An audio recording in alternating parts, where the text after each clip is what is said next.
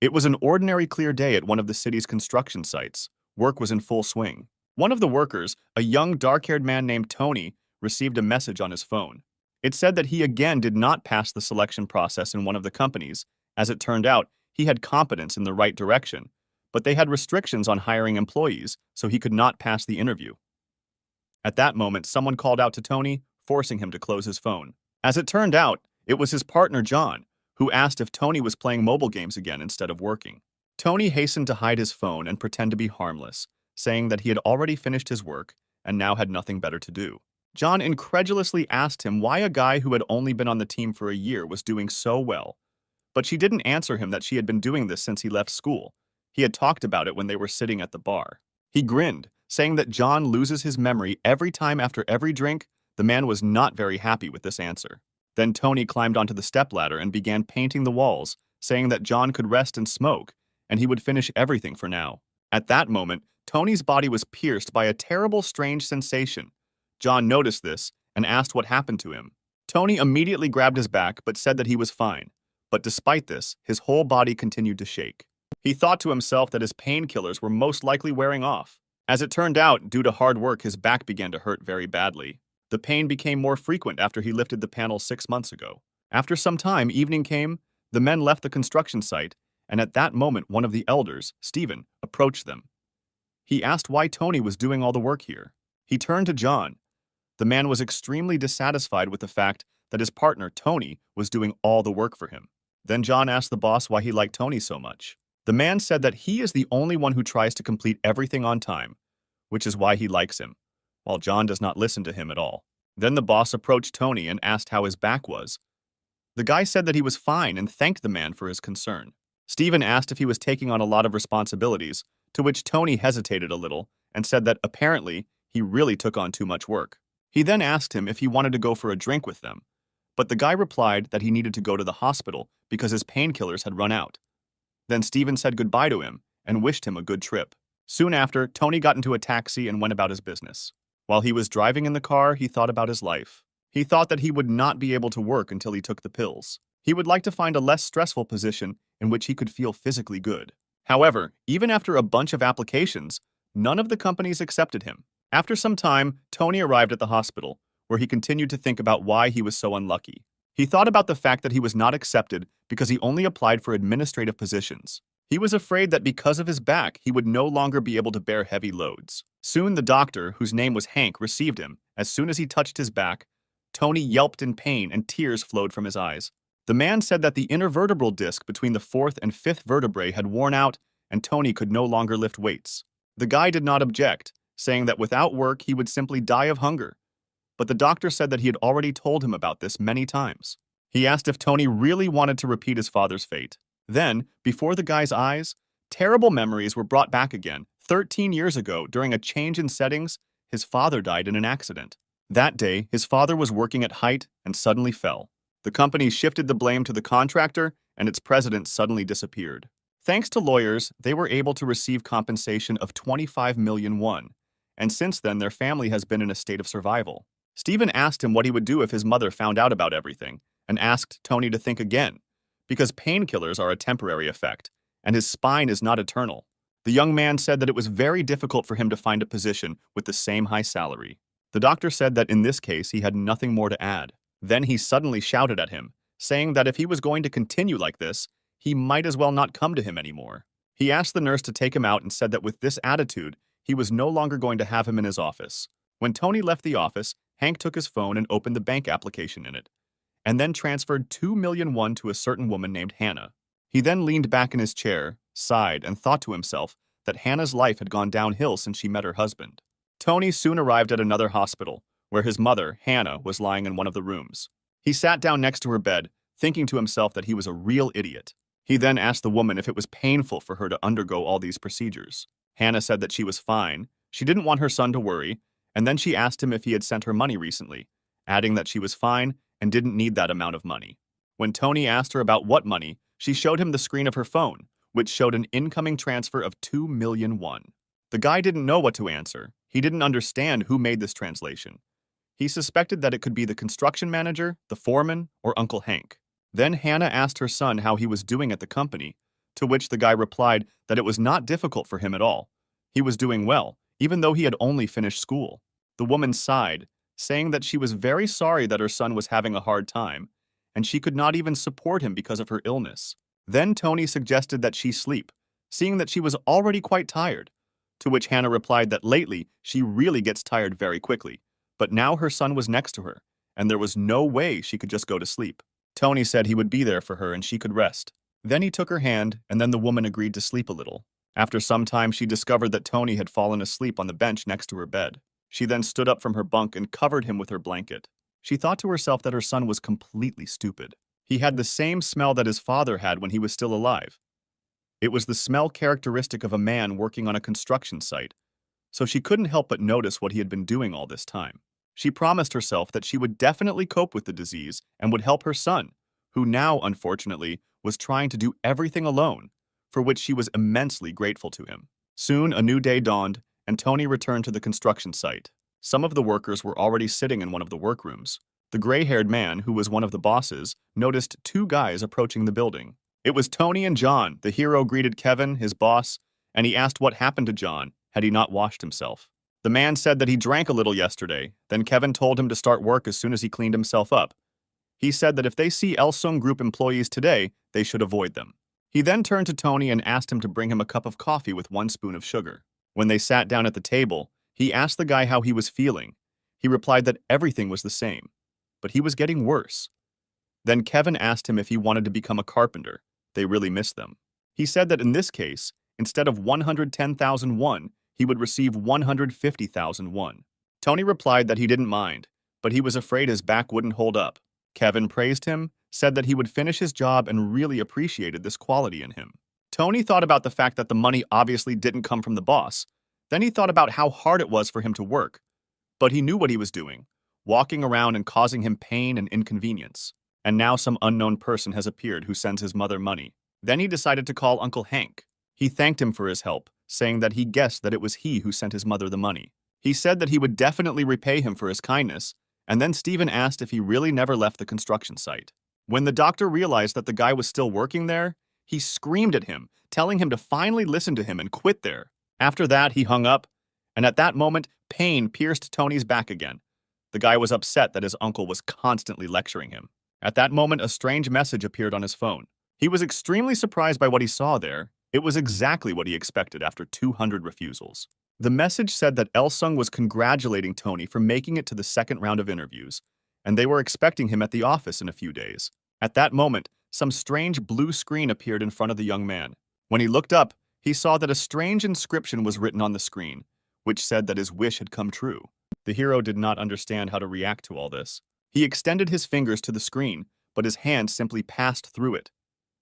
The guy did not understand why this screen did not disappear, and why he could see something like this. He suspected that he was starting to go crazy. Then suddenly the system informed him that he had joined the Elsung employee course and asked him if he wanted to start training. At that moment, he approached one of the workers and asked him for one favor. The man thought that he just wanted to ask him for a cigarette.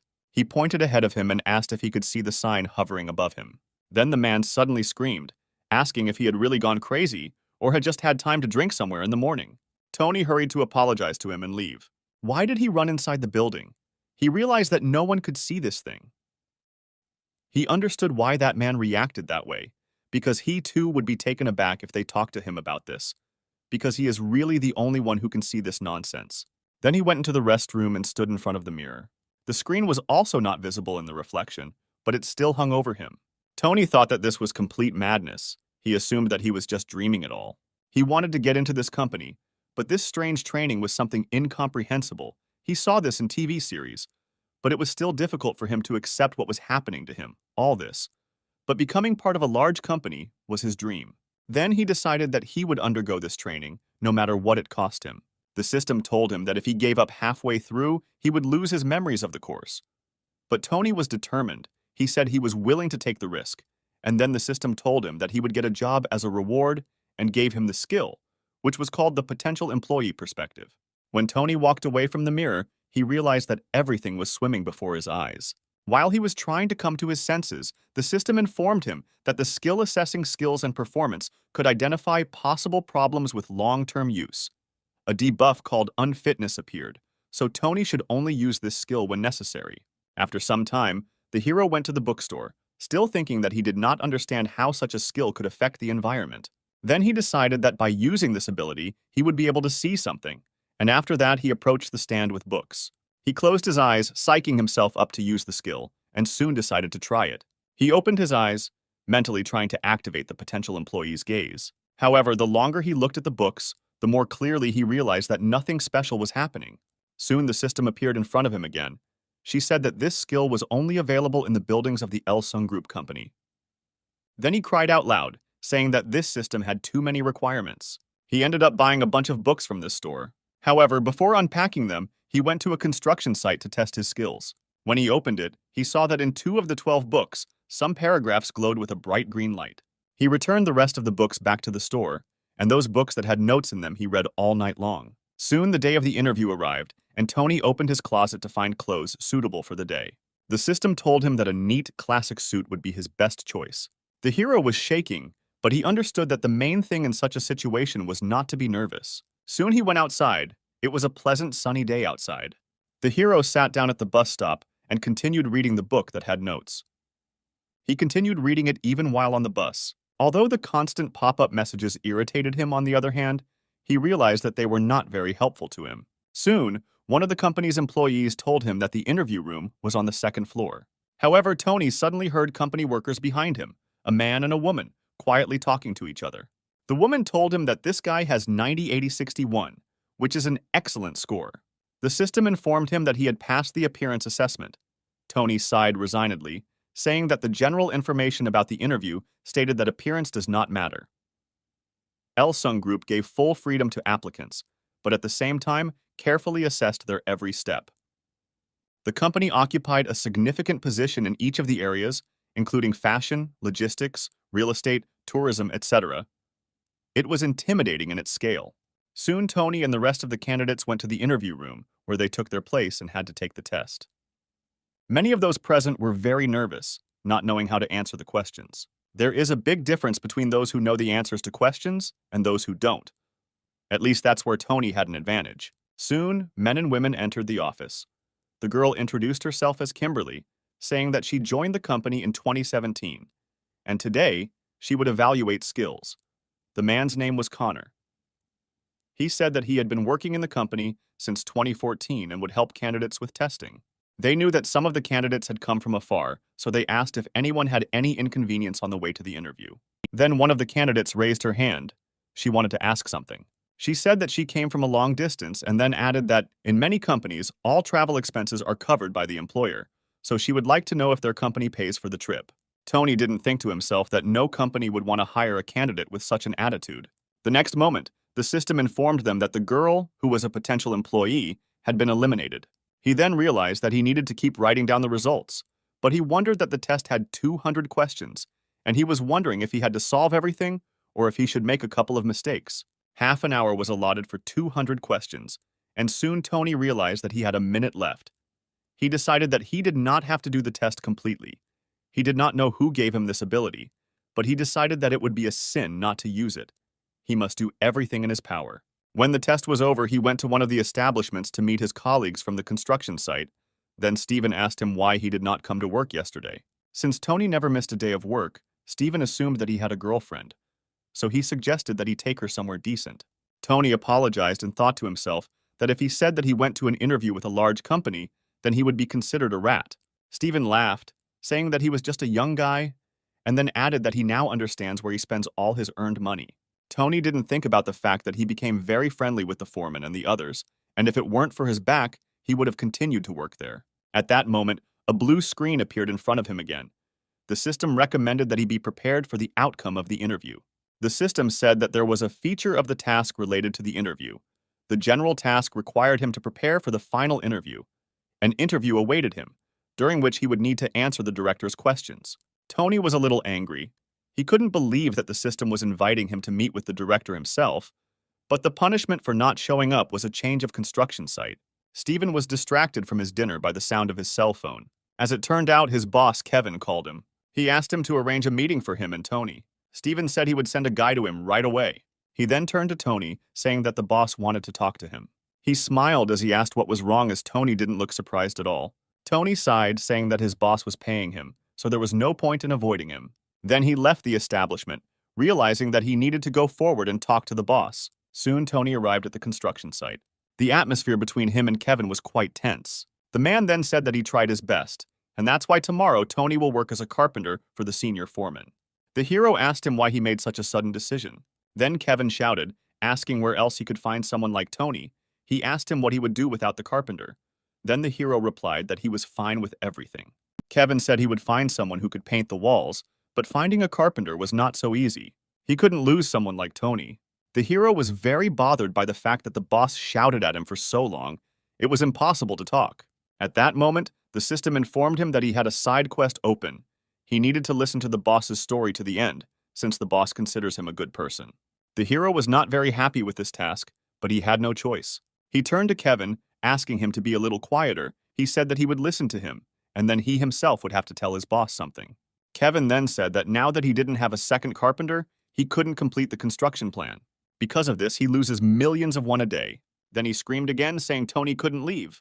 The hero thought he only assumed, but in his opinion, this is 100% his fault. He decided that he had to retreat, so Kevin asked him to help him for at least a week. Tony didn't really want to agree, but decided that he would help him, but only for a week. Kevin was immediately happy and thanked him, saying that he was trying to take care of him. He thanked the guy for coming to him.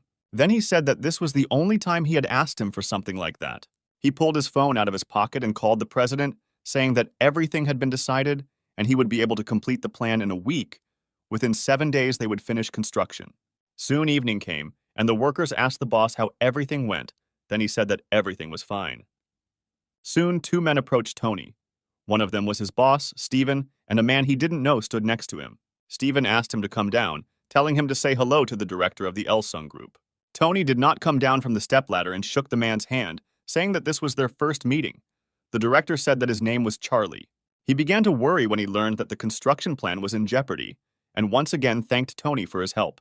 And although the hero grinned, saying that he was glad to help, he thought to himself that he was only here for a week, since his back was already starting to fail. Then Charlie said that the day after tomorrow he was going to the office, and since it was his last time here, he offered the men a drink. However, Tony looked away in embarrassment, saying that he couldn't go because he had an appointment for tomorrow. After work, he went back to the hospital to see Uncle Hank. As soon as he went into the office, everyone else who was in the hospital heard a terrifying scream. The doctor tried to fix his back, but the situation was already so dire that any of his touch was accompanied by incredible pain for Tony. Then he told him to go to the second floor for physical therapy. The pain brought tears to Tony's eyes. He was very worried that he had an interview coming up, and the doctor continued to reproach him for not caring about his health at all. The next day, Tony finally came to the Elsung group for an interview. He, along with 2 other candidates, appeared before the directors. The hero introduced himself, saying that his name was Tony. When he looked up, he saw a familiar man in front of him. It was Charlie, the same director of the company he had met last night. Charlie grinned, saying that this was not the first time they had met, and therefore the guy could sit down. When all the candidates took their seats, the directors decided to proceed with the interviews. Charlie expressed his desire to start first, and the rest of those present supported him. Then he turned to the man, one of the candidates, and asked him to stand up. He noticed how the man was dressed. He was wearing white socks with black trousers. Then he asked him what he thought about his appearance. The candidate replied that it seemed that these clothes did not go well together. Tony wondered if the system had warned him that there would be high blood pressure at this stage. Then Charlie asked him why he wore these clothes anyway, since he himself thought that they didn't look very good. Tony knew there was an atmosphere in the room right now that made the candidates very uncomfortable. Such an atmosphere brings out all their hidden traits. The candidate could not answer Charlie's question. Then the man asked him why he was silent. Could he really not control his emotions? Tony understood that first of all, in such a situation, you need to calm down. In this interview, restraint and the ability to control emotions are tested, so you need to come to terms. Seeing the confusion on the candidate's face, Charlie sighed in displeasure. The man was too stressed. He could not squeeze out a word. He is unable to handle such a situation, and when everyone realized this, Charlie asked him to sit down and began interviewing the next candidate. It soon became clear that the girl had no experience in social work, and although she tried to justify herself by saying that she had been studying all this time, Charlie said that this was not what their company needed. When he asked her how she was going to work with clients, Tears appeared in her eyes. The girl did not know what to answer. Soon the girl's interview also ended. She left the room, all in tears. Tony realized that Principal Charlie had asked the question first to throw everyone off guard, because the rest of the questions required mental preparation. Soon it was Tony's turn. He stood up from his chair and proudly introduced himself. The hero was not going to leave here with nothing. Then Charlie asked him what his education was. The hero replied that he was an expert in banking, but Charlie knew that he had not studied at the university. Tony said he didn't really get a college education. Charlie then asked him if there was anything else he wanted to say. The hero thought that if he blurted out something wrong, he would be removed from the list of candidates, so he decided to be honest. He knew he had to pique their interest, so he said he needed to make money. Charlie said they were doing the same thing and he came here for the same reason, but he asked why he decided to choose a job instead of going to university. Tony said he doesn't regret his decision one bit. Instead of studying, he went to work at a construction site, and in the evenings he spent all his free time on self-education. He said he never neglected it. He may not have gone to college like everyone else, but with the help of online courses, he qualified as a technician. He tried to compensate for the absence of university in every way, and the result was that he was able to obtain an education in the economic field. Charlie was very surprised by this answer. He turned to look at his colleagues and smiled, saying it was wonderful. Thus, his part of the interview was over and he turned the floor over to his colleagues. The man asked the hero what he could do for their company. Tony knew that this was a difficult question for the average person, but he was ready for it. The reason he wants to work here is that the work is not too stressful and the money is good enough. This way he can pay his mom's hospital bills and not have to worry about what he eats or his health. He will be free. Then he said that as long as it does not contradict the laws and norms of society, he is ready for anything.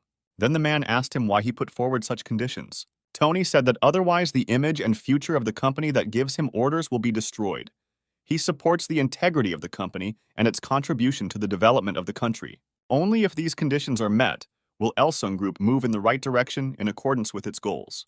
The hero understood that this was not a perfect answer. He just had to convince them that there was no such thing as a perfect answer, because this interview was aimed at seeing how people behave in stressful situations. Then the man decided to ask him the next question, asking if he had a girlfriend. Tony said that he doesn't have a girlfriend, and it just so happens that there are practically no women around him. He said that if a man has someone suitable, then he will be happy to meet this girl, to which Charlie laughed. Then he reported that Tony did an excellent job in the interview.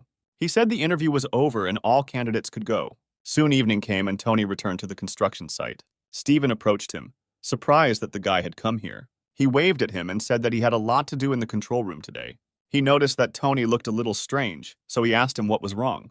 The hero wanted to tell him what was really happening, but at that moment, their conversation was interrupted by a strange sound. As it turned out, John decided to approach them, but he tripped over a beam and fell. The hero wondered if John was in trouble again, but he had too much work to worry about. Then Stephen said that they were having dinner together today and invited Tony to go with them.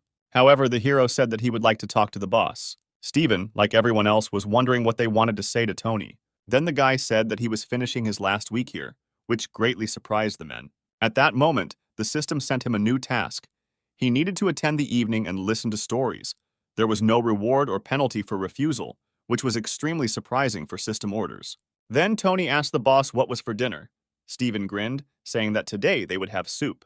Then Tony said that if the boss fed him beef, he would go over to the boss's side. John and his partner were very pleased that Tony had made such a decision.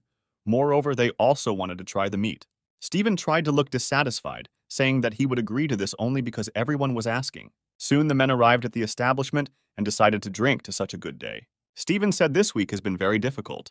Lately, people want to become engineers less and less. His brother is a gas worker, and he himself worked in his specialty for 20 years. He didn't understand what was the point of studying if it was so difficult to make good money, so he decided not to study further, believing that it was useless. John said that this is all for a reason. The manager says this because he is already too old. At this moment, Tony thought about the fact that, even when drunk, he was not talking nonsense, and the technical staff had a very difficult time with this. Currently, industry is driven by science, technology, and pharmaceuticals. When everyone was so drunk that they could not think clearly, the hero turned to the window and began to look at the city at night. A whole week has passed since that evening. Tony was at Elsung Group when suddenly his boss called him and asked why he didn't show up for work. Tony then said that he had talked yesterday about taking the day off because he needed rest. However, Stephen insisted. He asked Tony to come to work because he had been up all night and did not want to work alone. However, Tony said that he couldn't go out and wouldn't come in tomorrow, and before the manager could respond, he hung up. At that moment, one of the company employees approached him and said that she would take him to the place of debate. She said that the second interview is a discussion of 10 people. Tony can enter into the discussion according to the speaker's words. The topic of the group discussion is OECD countries, where South Korea is part of the Commonwealth Economic Development Organization. Today, they will discuss the issue of high prices for education and ways to solve this problem. When all the candidates arrived in the room, the presenter said that when answering, they should raise their hand, say the number and name, and only then speak. Tony then realized that this was exactly what he had been worried about, as this topic required a wide range of social work experience. He mentally thanked the group leader for the invaluable experience. Soon, the man who was leading the debate made notes on his tablet and said that they should begin. Tony raised his head up confidently, preparing for the group interview. He was assigned number 2. The discussion soon began, and number 3 joined the debate and raised his hand, saying that he believed that the economic situation of recent years had had a serious impact on the country. As a result of this, the prices of education have increased greatly, and in order to be among the top 10 economically strongest countries, they do not have to skimp on human resources. If the prices of education come down, they will be able to provide more talented people. Tony looked at him in surprise, thinking that this guy was a real idiot. All the discussions had already been given a topic about the reasons for the increase in tuition costs and ways to solve this problem. But this guy simply repeated the question and did not provide any answer. He thought it was good that he decided not to answer first, since now he had time to think about his answer. Soon, the discussion turned to participant number 7. The girl said that her parents spent $300 million to provide her with a good education. Such amounts lead to a decrease in the birth rate, because not every parent is able to spend that much on several children, and she believed that it was necessary to encourage increased demographics and increase payments to families with children. Number 3 agreed with her, saying that families are breaking up, birth rates are falling, tuition costs are rising every year, and encouraging more births is a great solution. Tony thought that this sounded good, but the company had nothing to do with it, because it was not a government enterprise, so they did not need to worry about such issues. Then he raised his hand, offering to consider the situation from the other side. With this statement, he extremely surprised speakers number 3 and 7. Tony said their country ranks first in the world in the cost of education and second in the number of applicants. Then he got up from his seat and went to the board, saying that they should talk about the quality of education. He asked everyone present to look at the education ranking of OECD countries. The quality of the education system ranks 75th. From a young age, they have the choice to continue their education after school or not. Compared to Germany, where education is compulsory, they have the right to choose where to go to study, be it college, university, or self-education. As a result, the number of jobs fully matches the demand, and although the average salary there is higher than in Korea, the difference in income in different specialties is not so great. However, in their country, there is a personnel imbalance. Support for such areas as science, IT, and other technologies is insufficient. In particular, the majority of engineering positions are occupied by foreign workers. Tony believed that if their education system became more streamlined, like in Germany, it would bring benefits. It would reduce the cost of education in the country and help its development as a whole. When he looked at the other debaters, saw the doubt in their eyes, he realized that they were confused by the way he connected these facts. Then participant number 10 asked if he really thought so. It seemed to him that participant number 2 was dissatisfied with their country's education system. Tony was extremely surprised by this statement on his part. He did not expect that there would be open attacks here, but he understood that the main thing in such situations is not to panic. Then he apologized if he had offended anyone, saying that his goal was not to slander their country. Participant number 10 said that he really did not like his words. The foreign education system does not take into account the traditions of their country, and he believes that introducing something like this is a huge mistake. They have enough outstanding and talented people. Everyone here was educated in Seoul or abroad, and they were sitting here only because of their knowledge. But he didn't understand why number 2 thought they were worse than the Germans. Then the debate leader turned to participant number 10 and asked his name. The man replied that his name was Ian. Then the manager thanked him for his participation, saying that he could be free. When he heard this, his face turned red, either from misunderstanding or from anger. The manager said that he did not think he was suitable for their company, but he thanked him for his good work. Tony thought about the fact that nowadays companies need talent who can integrate into the team, and this Ian belittles others, considering himself superior given the requirements of the company. He is the worst of all who could get caught. There is no point in hiring someone who wants to be in the center, crowding out the rest. After that, Ian left the hall, loudly slamming the door behind him. Then the leader said that they had a second topic dedicated to national pension reform. The debate participants discussed this topic a lot. The hero thought that this would never end. 25 minutes passed, and they still had opposition of opinions that could not be resolved. He wanted all this to end quickly. Judging by the examiner's face, he was also tired of all this. Then Tony decided to speak out, saying that at this rate, they would not be able to come to a consensus. But summing up each speech, two prevailing views could be identified. Participant number 1 said that national and occupational pensions should be integrated, following the example of Japan, and participant number 6 responded that the lack of national pensions could be supplemented by private payments. Then he suggested listening to one more person and summing up the results by voting. The examiner noted to himself that there was a heated discussion going on within the team, but this guy was silent. Usually people like him mediate in disputes, and these are the people their company needs. Soon he thanked all the participants for their work and said that they were done for the day. After everyone left, he made a note next to Tony's name, saying that this guy sure did it. When the hero left the office, he heard someone scream. The man was saying that he had been treated unfairly. When he turned around, he saw that participant number 10 was arguing with the examiner, saying that he was kicked out undeservedly. Then the hero realized that there are even those here who do not admit their mistake. When the hero blinked, he saw that the examiner seemed to be covered in a green aura. Tony didn't understand why his skill was activated. Now each person looked completely different in his eyes. He turned around to look at the other people who were in the corridor. Behind him stood a man and a woman. The woman had an orange aura, and the man had a yellow aura. Today's interview turned out to be useful. He learned something new. Firstly, if you blink 3 times in a row, it is activated automatically. And secondly, each color is characteristic of a certain person. It can be red, orange, or green. He assumed that red were people under 20, orange were people over 20, and green were people over 30, but he doubted they were divided by age. After some time, the hero returned to his job at a construction site. While he was busy working, a new message arrived on his phone. It said that he had an interview with the El Sung Group. The last interview with the directors would take place tomorrow at 3 o'clock in the afternoon at the company's main building. The hero was extremely happy about this news. He was happy that the day of the last interview would finally come, but he understood that vigilance would not hurt him.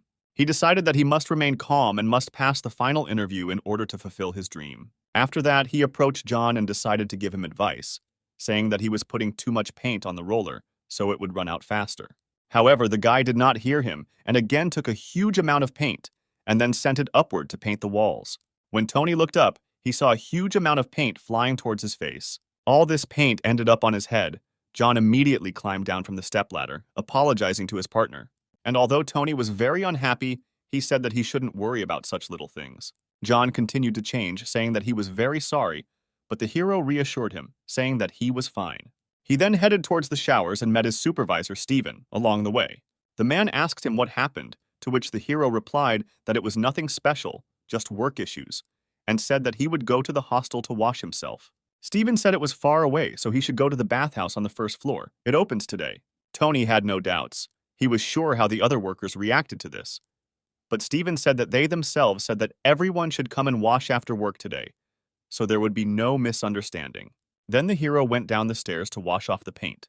It was very comfortable for him to walk around with his hair stuck together. Soon he arrived at the right door. When he walked inside, he immediately took off all his dirty clothes and headed to the shower. After that, he took a hot shower, washing off all the paint. Then he went a little in the middle, where the man was already there. He asked him what he was doing. Tony told him he was a construction worker. The man suggested that this must be very hard work, because he came here from head to toe smeared with paint. Then the hero smiled and asked if this man was really the boss here. When the man told him that he was really in charge, the hero immediately became delighted, saying that his bathhouse was just something. It was a wonderful job, and then asked if he was paid well. The man said that he was paid enough. This was enough not to envy others. Then the hero again thanked him for his work. After this, the man suddenly dived sharply under the water. Tony panicked, thinking that the man suddenly became ill and drowned. He immediately rushed to his aid, intending to pull him out from under the water. At that moment, the man emerged and laughed, asking if he really thought that he was dead. Then he said that he actually had a curse on him. He said that in the bath he always has to press, especially after he has sweated a lot. Tony said that this was very interesting, but he thought to himself that he was doing the right thing. You cannot identify possible inconveniences for clients without testing it yourself. He said that the man was an excellent specialist in his field and looked very healthy, to which the acquaintance told him that he should also take care of his health, not forgetting to exercise and eat well while he was still young. Then he suddenly stood up, saying that it was time for him to go. Tony wished him luck and health, saying he hoped he would do well. The man smiled and said that he also hoped that everything would be fine with the guy. When Tony left the bathhouse, a man in a suit came in after him. He headed straight inside the bathhouse. When he was inside, he called out to the president. As it turned out, he was the same man. He said that the closing ceremony would take place in 40 minutes and asked if he would go to it. As it turned out, President Christopher really had a curse after construction. If he didn't take a bath here, an accident would definitely happen within a year. The man hoped that everything would be fine this year. Soon, the day of the final interview arrived. The hero tried to be as calm and collected as possible. The system told him that all he had to do was pass the final interview, but Tony was unhappy, saying that it was not that easy. When the system said that he should just trust him, he sighed dissatisfiedly, saying that since it was not going to help, he would do everything himself. He needed to remember everything, from the company's past to the events of today. He soon accepted into the company and greeted everyone present, thanking them for giving him a chance. Then the chairman of the commission asked Tony to sit down. The hero thought about the fact that the system told him not to worry, but at a meeting with the directors, luck would not work. Then he decided that it was time to use the skill. When he looked at the directors, he saw that one of them was emitting a blue aura, and the other was violet. They all looked to be over 50 years old. He doubted that they were really directors. Then the only one of the men said that Tony had applied for a leadership position related to credit and banking. The man approached another director, saying that this guy had not studied at any college or university. Then he asked how he was able to educate himself. The man said that this guy must be very good to be able to get this far, and asked the assistant to give him the results of past interviews. Soon, all the directors saw that Tony had the highest marks in the interview. They were extremely surprised that he did better than graduates of the most popular universities in the country. Then the assistant leaned over to one of the directors, saying that he thought this guy could be classified as an SSS. This group usually includes relatives and descendants of the chairman's family, or mere mortals who have reached their level. The director then approached Tony, asking what kind of work he would like to do. The hero said that he would prefer an office job, but whatever activity they give him, he will be happy. When the director said that Tony could not go, why, the hero was extremely surprised. Then the director said that the interview was over and thanked the guy for his work. When he came out, they began to discuss whether he could be a relative of the chairman or someone from his circle, and decided to carefully check this information. One of the directors suggested that he was deliberately disguised as an ordinary economist so that they would not suspect anything. Another man agreed with him, saying that the chairman's policy was to start from the very bottom. All this was too suspicious. Since the HR department noticed it first, they should not make mistakes either. They assumed that a person from the SAS group had come to them. The story takes place in an expensive building. A young man came to the office of his father, who was extremely dissatisfied that his son decided to appear after so much time. He said that he failed, although he had been preparing for so long. Such a shame had never happened in their family. The young man said he was very sorry and asked his father to give him another chance. When the man started yelling at him, saying that he didn't show up for the interview and failed, the young man clenched his fists in anger. Then the man again turned to his son named Tony. He told him to speak openly with him and not hide anything. The story shifts again to the construction site. It was just another one of Tony's working days. He again received a message on his phone, saying that he had been hired for a position at the Elsung Group. The hero knew that it would not be easy to pass the interview with the directors, and he had a feeling that it was a waste of time. He then received another message saying that he needed to attend a mandatory medical examination at the regional hospital, but he could also provide medical reports from another hospital. The hero did not know what to do. He wanted to get a job in the company because of his back, but now he doubted that this would not become a hindrance. Then he decided to go to the hospital to see Uncle Hank. When he entered the office, the doctor asked if his back was hurting again. Tony scratched the back of his head and said he was fine today. He said he had a final interview for a position at a large company. Hank was very happy for him, saying that now he would finally not put unnecessary strain on his spine. However, he had a feeling that something was wrong here. Then Tony lowered his head in shame and said that this was nonsense. He understood that he could only ask his uncle about this, but he could not utter a word. Then he said that he wanted him to give him a prescription for painkillers. Hank said that he guessed that the guy came here for this reason. When he looked at him, he realized that Tony looked very sad. This surprised the man, as he usually had a very confident attitude. He didn't understand what the problem was. He remembered Tony's words that he had passed the final interview at a large company. Then the doctor thought that since he was going to get a job, he needed to undergo a medical examination. And then he realized what this guy wanted from him. He understood that if he was caught, he could easily lose his license. However, Hank suddenly started typing something on his computer, thinking that this guy was just like his father, making everyone worry about himself. Soon after, the hero went downstairs to get a prescription from the nurse. And then she gave him something else. As it turned out, it was a disc. At that moment, the hero heard Hank's voice from behind him, who decided to congratulate him again. He said that the guy would pay for his medications as soon as he received his first salary.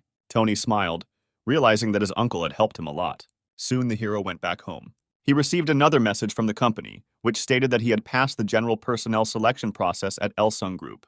The hero understood that he survived only thanks to the help of his uncle, and this made him feel very good. At that moment, the system window appeared above his head again, informing him that the employee store was available to Tony, and his current balance was equal to 5 points. The system reported that the store is an excellent tool that will help solve problems that arise during work. One can buy special items for points that he will earn by completing tasks. When a window appeared in front of the hero, allowing him to open a store for employees, he immediately agreed. Soon the window of the system increased. Among the goods for new employees, there was a sobering pill that instantly removes alcohol from the body, vision lenses through walls that allow you to see through walls within a radius of 2 meters for 1 minute, a candy that prevents drowsiness when taken for 6 hours. It removes signs of drowsiness, as well as a charming aroma that will make the owner attractive. For the opposite sex, the effect is doubled. Tony couldn't believe his eyes. It seemed to him that it was all a game or some kind of magic. Then the system asked him if he wanted to lose his memory, and the hero hastened to explain that he did not mean that. The system said it was there for him to be successful, and he refused to, so Tony apologized for saying it wrong and asked the system not to take it too seriously. Then the system said that it understood the user's words, but in the third one you need to be more careful, and such a statement made Tony very angry. Why did the system give him a quest in which he needed to talk to his mother, reassure her by telling her that he had found a job in a new company? As a reward, he would receive 6 points, and also open a side quest. As punishment, the side quest would remain closed. The hero thought that even if it weren't for the system, he was still going to go to his mother, which he did in the near future. He came to her room and knocked on the door. When Hannah realized that her son had arrived, she smiled. She said she was feeling better, so her son had nothing to worry about. Then Tony decided to tell her that he had been hired by the Elsung Group. Hannah was very happy, saying that this was great news. Then the guy said that in this case, she needed to get better, and they would go home together. Then Hannah said that today, her aunt bought and brought her a whole box of apples, and she offered to take a few for her son. Tony was delighted to see his mother finally smiling. The woman said that her son studied hard and got a position in a good company, so she was very happy for him. Then Tony stood up and said that he was going to the nurse to get a stroller. He asked his mother to wait for him and went into the corridor. When he left the room, the system informed him that the quest had been completed. She then told him that Hank was very worried about his mother, so Tony should call him and ask him to come to the hospital. He would get 5 points, and there would be no punishment. When the hero saw the name of the quest, which was called First Love, he was shocked. He did not understand what the system wanted to say by this, because Hank was his father's best friend. His father and Uncle Hank were best friends when they were young.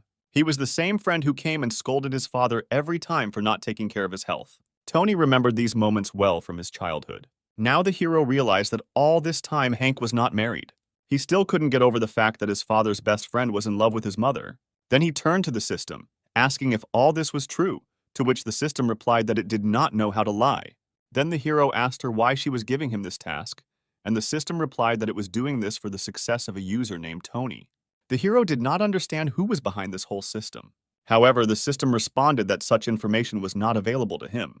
The hero looked around, not understanding what he should do, since this task had a time limit. He had about half an hour left.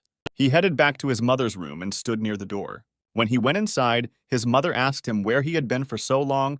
Tony said that he needed to call. Hannah said that if he was busy, he could go. The son replied that he was fine. Then he decided to ask his mother if she remembered Uncle Hank. Hannah was surprised when her son asked her such a question, and Tony was also surprised by her reaction. His mother's tone made him feel a little strange, perhaps because his father had died. Then he got up and said that he would call, and after that, he would return to her. The hero headed towards the exit from the ward, taking his phone out of his pocket as he went. He then dialed Uncle Hank's number. The doctor had not expected this call. Then the hero decided to ask him directly if he liked his mother.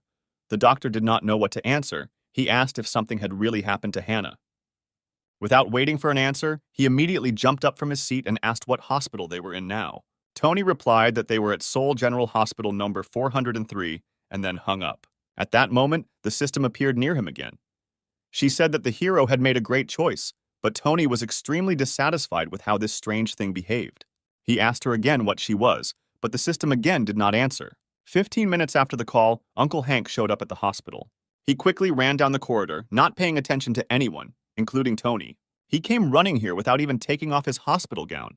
He eventually met Hannah, their first meeting since the death of the hero's father. Soon, the system informed Tony that the quest had been completed, and as a reward, he received 5 points.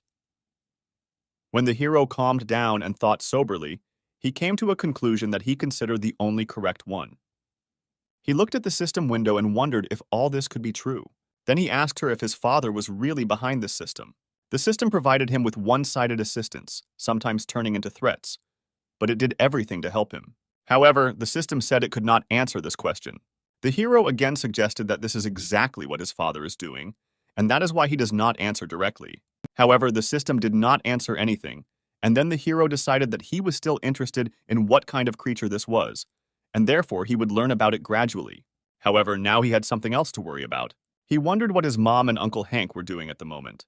When he looked through the door window, he saw that they were talking to each other. The hero did not hear the conversation, but he saw that there was a smile on his mother's face. Uncle Hank smiled too, and the hero had never seen such a sincere smile on his face.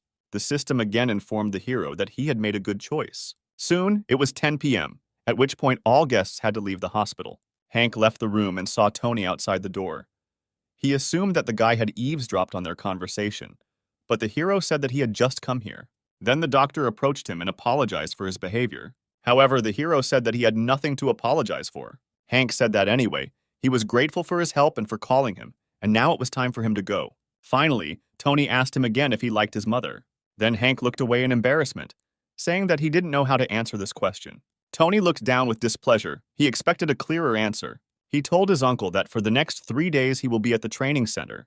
His aunt sometimes comes to see his mother, but he would like his uncle to come sometimes too.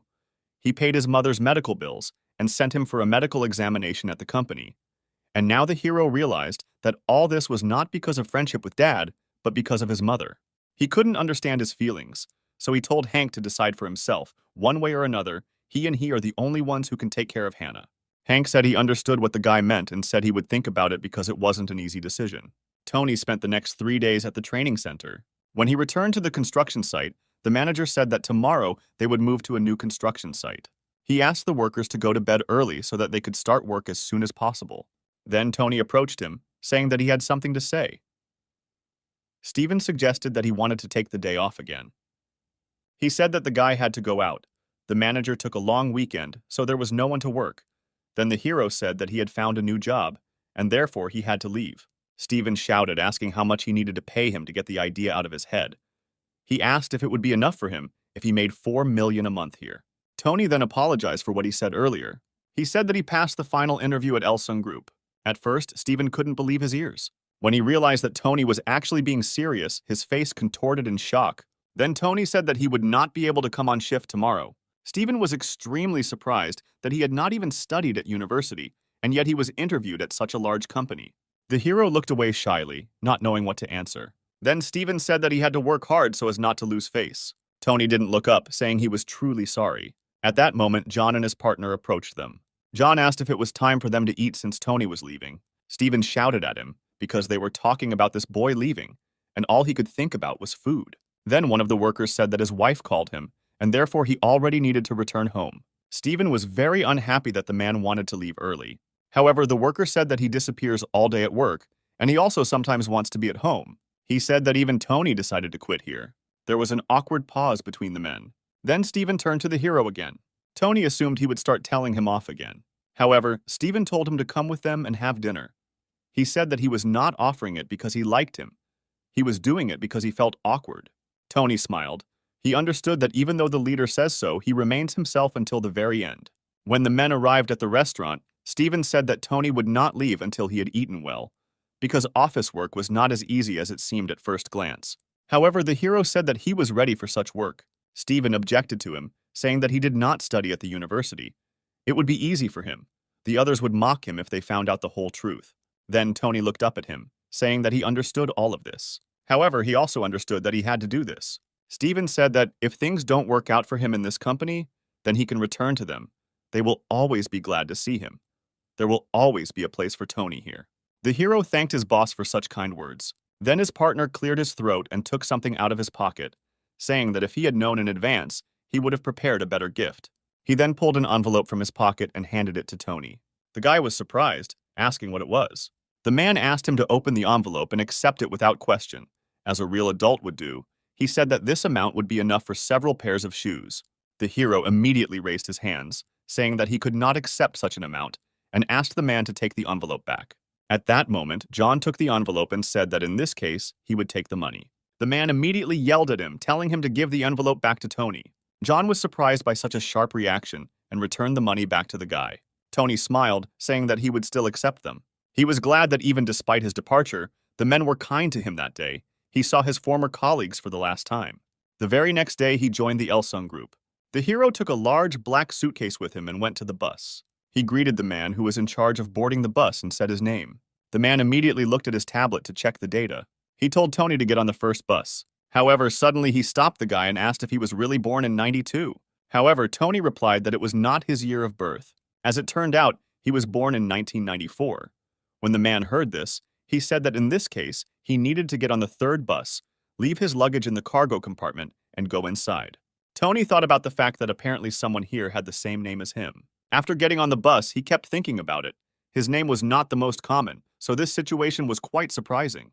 Then he finally found his seat and sat down there, breathing a sigh of relief. Then the bus manager said that since everyone was seated, they were going to the training center for training new employees. Tony smiled, realizing that he was now the company's new employee. He was distracted from his thoughts by the sound of the phone that was in his pocket. He received a message from Hank. The man asked him not to worry about his mother and work hard.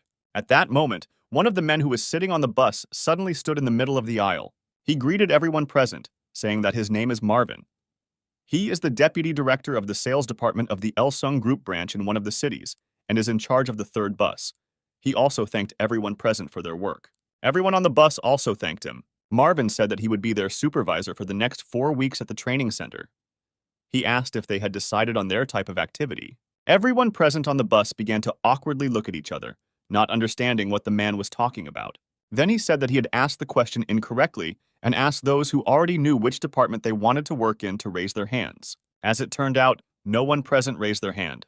Marvin said that training and retraining of new employees is an important process in the company. The company monitors employees, evaluates their work, and based on the results of training offers a position. He joined the company just after such training. He was assigned to the sales department, where he is now doing an excellent job.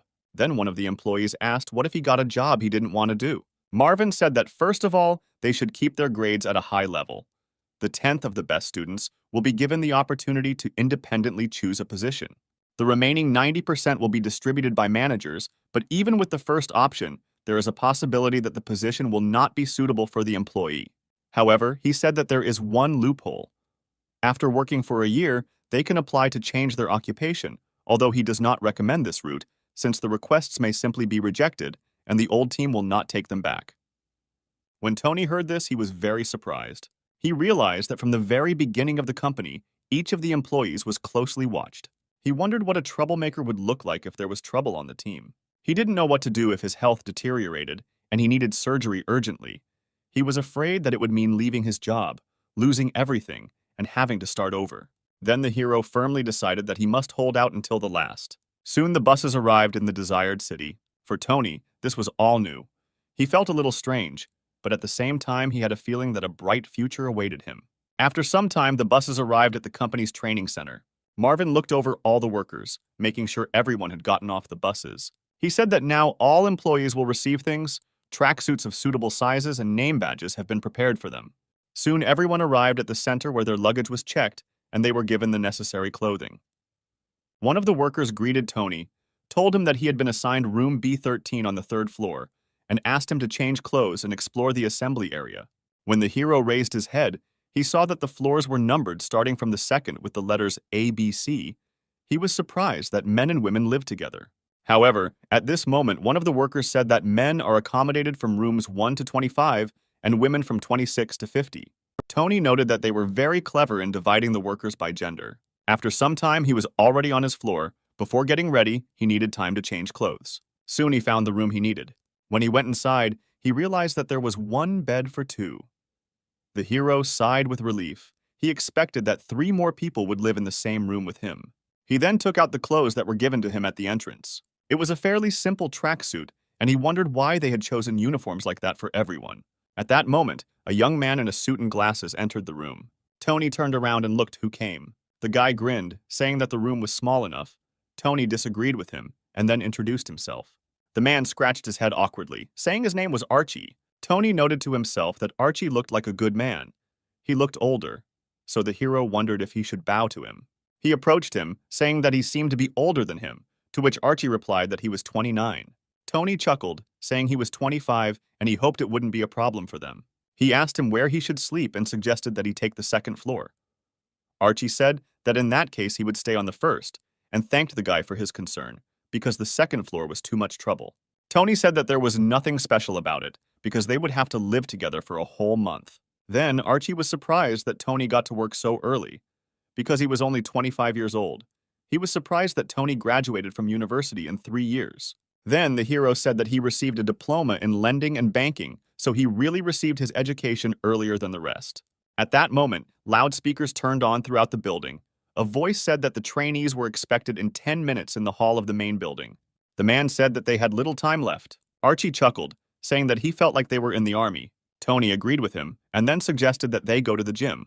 Otherwise, they would be late. After some time, the hero noted that the first day was quite good. The leaders apparently want to check attendance. More than 260 people gathered in one hall to listen to the speech.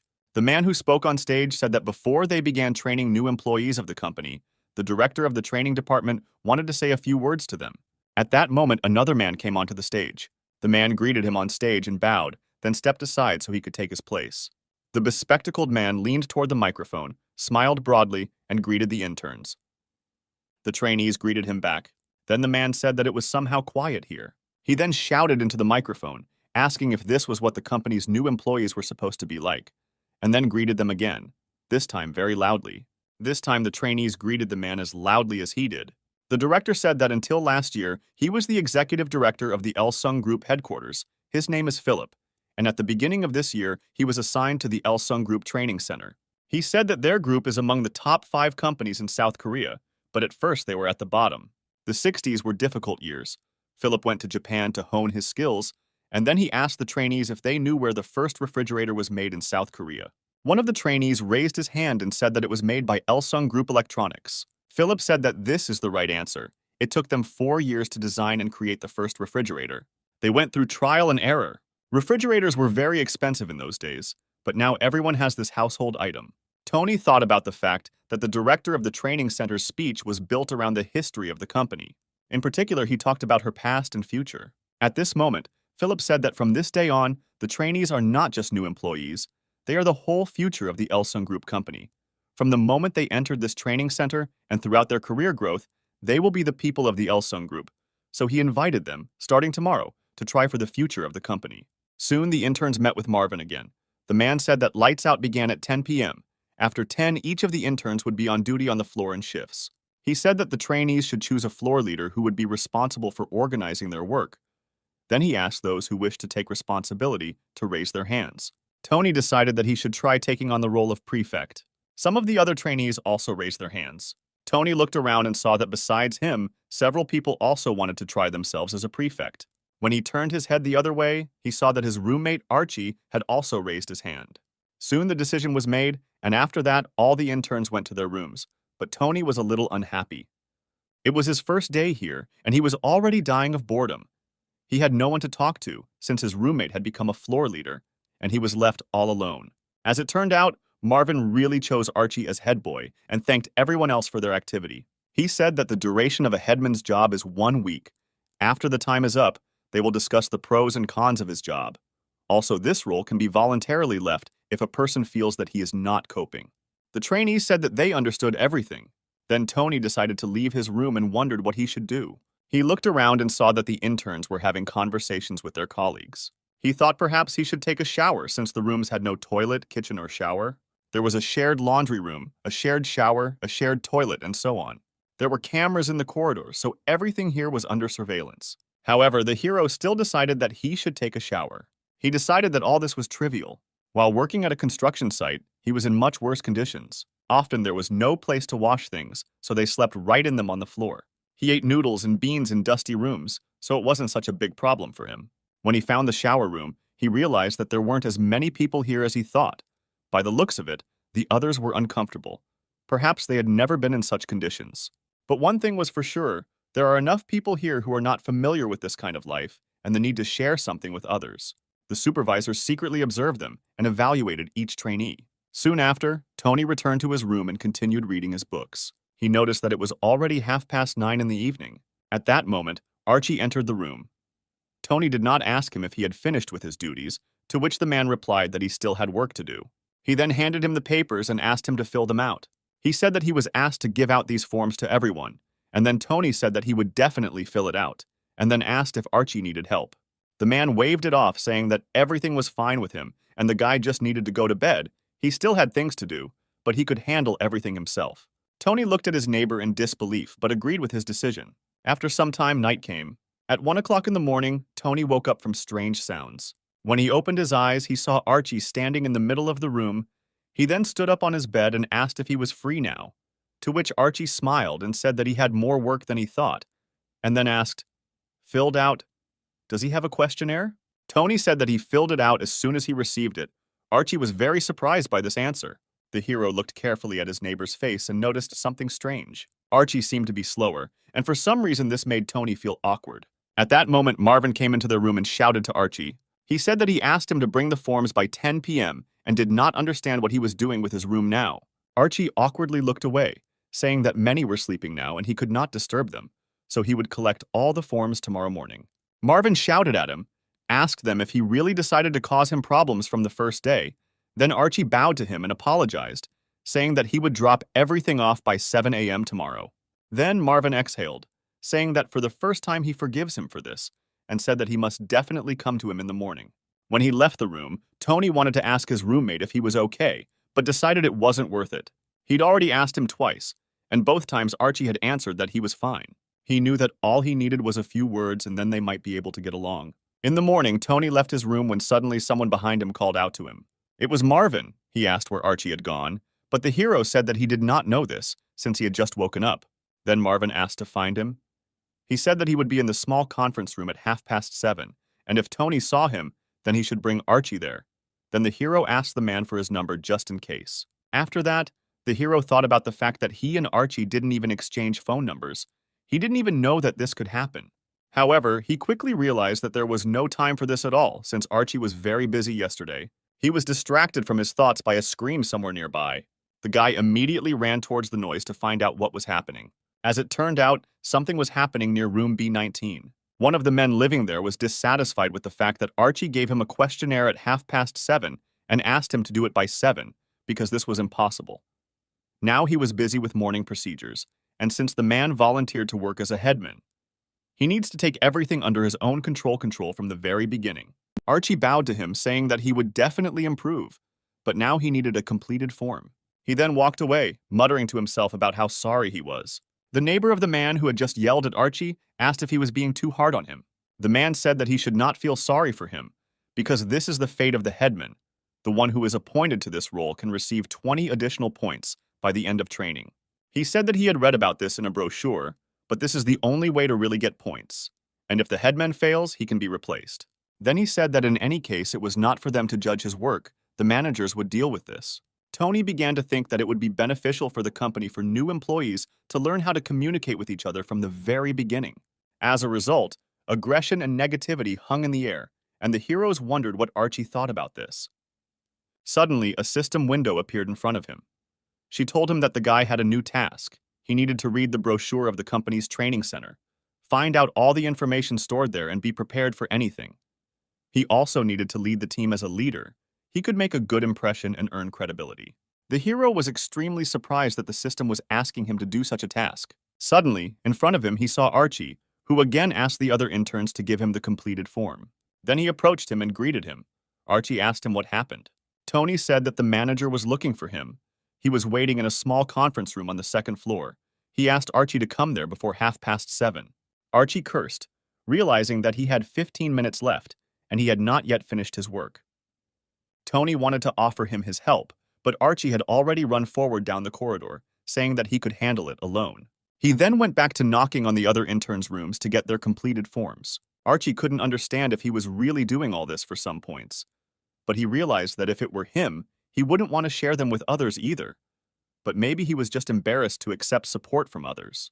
However, there was a possibility that he was so blinded by the desire to increase his reputation that he forgot about human relationships, and there was nothing he could do about it.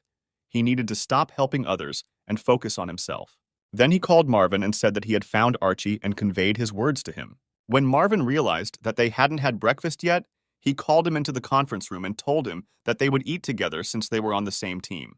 After some time, Tony came into the hall where Marvin was already sitting.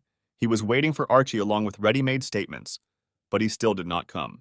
The hero took an empty seat and began to read the brochure. He wondered to himself why Archie had taken on a job he couldn't handle. He should have done at least an interim report. At that moment, the headman came into the room and apologized for being late. He said that some people refused to participate, so he was delayed. All but 11 people filled out the form. He attached a list of everyone who did not do so.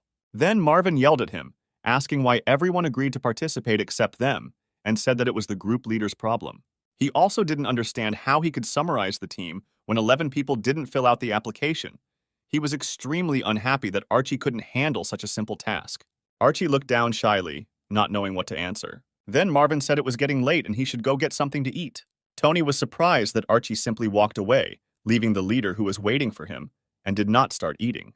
He was quite disappointed with this behavior on Archie's part. As it turned out, Archie noticed that Tony was also in the office, and this fact made him quite angry. So when he left the office, he loudly slammed the door behind him. After Tony read the brochure, he approached Marvin and asked if he had anything else to do since he needed breakfast, to which the man said that he still needed to check the B team's forms. The hero asked him if the other teams filled out these questionnaires. Marvin said that this was mandatory, a questionnaire for new employees. Then the hero said that since he had so much work, he could help him. He was sorry that such a situation happened to his team. He said that he had a big enough dinner yesterday that he didn't need breakfast. Marvin agreed to accept help, and then Tony said that the forms of teams A and C were different, and asked the man which one was a priority, to which Marvin said that it did not matter. The problem was that more than a dozen people had not filled out the forms, and this spoils all the statistics. Marvin asked him to examine the wording of the team's questionnaires, and he was going to go try to fill out the questionnaires of those who had not yet passed it. But at that moment, Tony stopped him. He said that they have a list that was compiled by their headman, so there is no need to go from room to room. It would be easier to just call everyone and inform them that they have not yet submitted the application form. It will be much easier, and Marvin will not have to work hard. Sometime after this, trainees began to arrive in the conference room with completed questionnaires. They apologized for bringing the forms late, while Marvin watched the whole thing with a slight grin on his face. As a result, they were able to quickly complete this work, and all thanks to Tony's help. But the hero denied that he made any significant contribution. Moreover, the whole work was delayed precisely because of his team. However, Marvin insisted. He said that the hero even had to skip his breakfast because of this work. Tony said it was okay and pulled out a protein bar from his pocket. He also offered one to Marvin, as the snack would give them both strength. He said that this was a good alternative to breakfast, and he had plenty of these bars in his room. Marvin accepted the bar and said that office work is really fun. There are those who immediately fit into this life, and there are those who find it very difficult here. They then left the hall and headed up the stairs. Marvin saying that despite the number of interviews and tests that potential employees go through, this situation develops every time, although perhaps it is even for the best. Thus, they were able to filter out one more person. Then he smiled again and said that he had to work in the morning, but he was not even hungry. Then he and Tony decided to say goodbye. Finally, Marvin asked him to be sure to take more of these bars with him, and if he came empty-handed, he would give him a penalty point. After that, the manager said something else to the young intern. Sometime after this, Marvin went to a presentation where he was leading, and the interns were gathered in the room to listen to what he had to say. He asked everyone to remain quiet as Team B's lecture was going on, so the trainees who were late should return to their team. Then he asked the headman about the evening. He clarified the number of people in case someone suddenly did not come. Archie said that everything was in place now.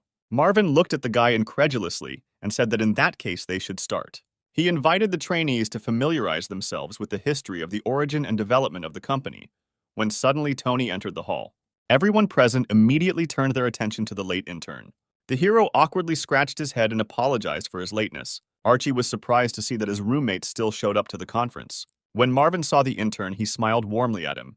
Then he extended his hand to him and asked him to come closer. As Tony approached him, he addressed the audience again, saying that before they continued, he had something to say.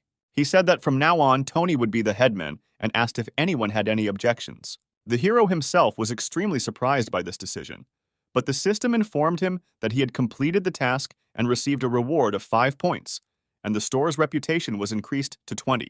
He had an assignment to become a prefect, but he didn't think it would turn out like this. He didn't do anything, but he still felt guilty. Archie was clearly unhappy with this decision, but they would have to live in the same room, and therefore the hero did not know what to do. The lecture was completed. Marvin asked everyone to write down their thoughts on a sheet of paper about the lecture and give it to him, and the head of Team B would have to bring all the sheets to the meeting room before lights out. Before the trainees left the room, Tony asked them to stay a minute as he had something to say. He asked everyone to bring their notes to his room before 9:30 in the evening. He also said that he would create a group chat, which every trainee should join, and he would make all notifications through this chat. All the interns agreed with this, and then Tony suggested that everyone have lunch and rest a little. The only one who was dissatisfied was Archie. Soon the hero began to create the very chat he was talking about. He made a note that this chat was only for important messages, and suggested that the trainees use it only on special occasions. At that moment, Marvin entered the office where he was sitting and asked what he was doing here. Tony said that the cafeteria was crowded, so he decided to talk to the man here. He asked if it would be better if the team started taking turns eating lunch, to which Marvin replied that it was a good idea and they needed to think about it carefully. He also said that the interns had a lecture in the afternoon, and the presenter really didn't like phones ringing during his class. So if they didn't want to get demerited points, Tony should warn his team to put them on silent. The hero said that he would definitely warn everyone and thanked the man for the tip. Marvin smiled, saying that he was great at taking care of his team members, but he should not forget that he was also an intern. He then said goodbye to the intern and went about his business. Tony grinned, wondering if he could handle this since he was doing pretty well. He soon returned to his room, where he continued his work. He noted to himself that with the role of headman, he had absolutely no time for anything else. At that moment, Archie entered the room. He sat down at the table next to his neighbor and began to look at him displeased. Then he suddenly asked him if he wanted to tell him something. However, when he realized that Tony was silent, he forgot his question once again. The hero said that his person in this position is solely the decision of the manager, and he has nothing to do with it, so Archie had no reason to be angry with him. Then Archie suddenly jumped up from his chair and shouted, saying that he knew that he had reported him to the manager in the morning. However, Tony said that everything was not like that. The manager was waiting for Archie so that they could work together and then have breakfast. But his neighbor did not believe him. He could not believe that the manager would have breakfast with ordinary interns. He wanted to continue his indignation, but Tony stopped him, saying that he was not at all ready to talk about it now. He said that if Archie wants, he can take back the role, but they only say that when he calms down. After this, the hero left his room, despite all the indignation of his neighbor. Soon he came to the meeting room, where Marvin and the rest of the leaders were already there. At that moment, someone knocked on the office door, and Marvin let the man inside. As it turned out, it was Archie. He said that he wanted to change his room. He explained that under the current circumstances, he could not get along with his neighbor. Then Marvin asked him if Tony was his neighbor. Archie then confirmed that Tony was indeed his roommate, and he wanted to change rooms or wanted Tony to do so. Marvin asked what the reason should be for this. Was the whole problem really that he became the head of the team? Then Archie said that he was disappointed in the traitor. Even now, Tony came here only to lick the heels of the executive. At that moment, one of the executives stood up from his desk and walked over to him, trying to calm him down. Marvin was surprised that he called Tony a traitor. Then Archie screamed, saying that stealing someone else's position is a real betrayal. He dreamed of this job and tried to prove himself in the role of the headman, But Tony hung around Marvin and took this role for himself. Then the hero got up from his table and approached his neighbor, asking him to calm down and talking about this problem in private. He apologized to the managers and opened the door so that Archie could go out with him. But his neighbor had no intention of leaving. He said that he was currently talking to the manager. Marvin then stood up from his desk and asked Tony to stay. He said that Archie had indeed reached out to him. He grinned, saying that in that case they really should talk, but he himself had little to say. He suggested that he start by telling Archie the reason why he was replaced. Yesterday, Marvin said to collect the forms before 10 p.m. and bring them to him. And even though Archie didn't have time to do the work by that time, Marvin suggested that he do it all before 7 a.m. But Archie couldn't cope with that either. Then the manager gave him another 30 minutes, but even this did not help him. Archie tried to justify himself, saying that he still brought them. But Marvin insisted. He said that there were those who did not turn in the forms. And even if we take into account that some people are not so easy to get to cooperate, Archie could have compiled at least minimal statistics. But instead, he only brought a list of those who did not turn in the questionnaires, and such a person cannot lead a team.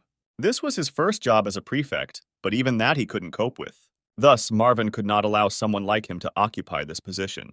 At that moment, other managers approached him and tried to calm him down, since he had already crossed the line. But Marvin said that he would not tolerate this, because Archie did not even think about his mistakes, but blamed everything on Tony. Then he told him that while he was calling his neighbor a traitor, he was trying in every possible way to shield him. The day Tony shared the candy bar with Marvin, he asked to give Archie another chance. Marvin said that he asked for a chance until the very end and supported him until the very end. He also recalled the time at the conference when he asked Archie if everyone was present in the room, to which he replied that there were none. However, Marvin himself knew very well that Tony was not in the office at that moment. Then he yelled at Archie again, saying that if he had been honest, he would have remained in office. But he had screwed up, and even if he fell at his feet and begged for forgiveness, it wouldn't be enough. He said that Archie doesn't even realize what a wonderful person he lives in the same room with. Archie and Tony looked at the leader in shock, not knowing what to say to them. Then Marvin approached Archie and asked if he still wanted to change his room, because since he came to ask him for a continuation, he would listen to him. He said the trainee has until tomorrow lunch to pack his things as he leaves the training center to go home. After that, Archie and Tony left the office. The hero turned to his neighbor, saying that this is exactly what he was talking about. He should learn to listen to others. The manager needs to calm down, and therefore Archie should come to him after dinner and apologize. He said that the leader is also a person, and he just needs to cool down a little. Then suddenly Archie stopped and apologized to his neighbor. He took a deep breath and then thanked Tony. Tony said it was just advice from the team leader, even though there was an age difference between them. They were all trainees here, so he wanted Archie to treat him like a colleague from now on. When evening came, he gathered his team near the entrance to the training center, apologizing for calling them right after lunch. He asked them if anyone was familiar with Elsung Group Gymnastics. At this moment, there was deathly silence. Apparently, none of the trainees heard about it. Then Tony said that as soon as he read the company brochure, he realized that this was a very important thing. Of the 1,000 points that trainees can receive during training, 50 can be scored in only one way. Teams A, B, and C compete with each other, and those who show the best results will receive 50 points. He reminded them once again that only the best trainees have the opportunity to choose their own occupation, so it would be a good idea for them to practice so that their team can win. Fortunately, Tony himself is familiar with gymnastics and will be able to record a video for them, so he asked his team to spend some time after dinner. As the team leader, he promised to try to give his team the best. He once again apologized to the trainees for delaying them and asked them to come by 9:30, and also not to forget about the messages that needed to be prepared. When the trainees left, they began to discuss this meeting with each other. They thought that they would only get 50 points if they were very lucky, but most agreed that this time they had chosen a wonderful prefect. When Tony heard this, he smiled warmly, mentally thanking the guys for following him.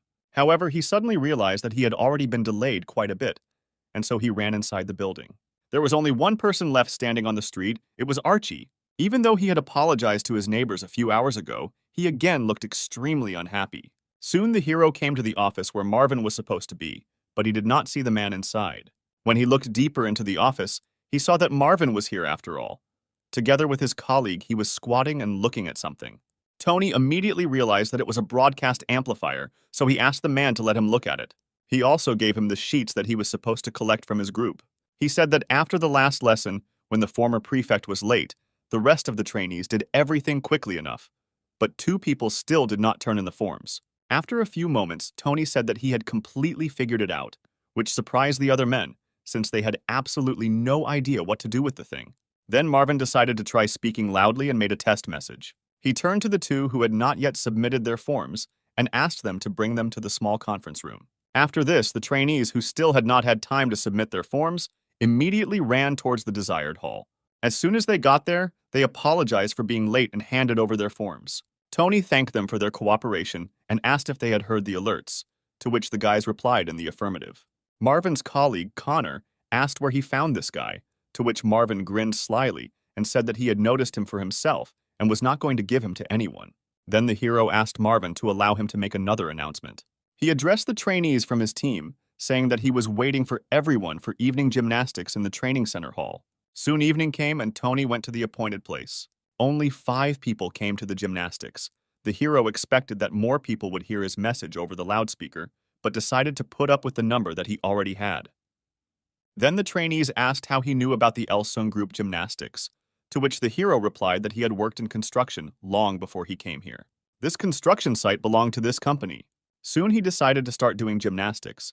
He said that he would show them first, and then they would all learn the movement together. First, they needed to warm up well so that no one would get injured. Marvin watched all this carefully. He noted that he likes Tony's approach. He doesn't fuss and does everything gradually. Marlon never thought that there would be someone so capable in this training center, and so he decided to tell everyone about this guy. After that, he decided to continue watching how the trainees practiced. He privately hoped that Tony would decide to go into the sales department after training, since such a specialist would be worth his weight in gold. Late in the evening, Tony went to the men's shower. He was very exhausted after grueling gymnastics. He understood that the main thing was not to be greedy with the prefect's points. He needed to ask other trainees for help more often. After he took a shower, he headed to his room, but he heard his roommate talking to his mother, who really wanted to check on him.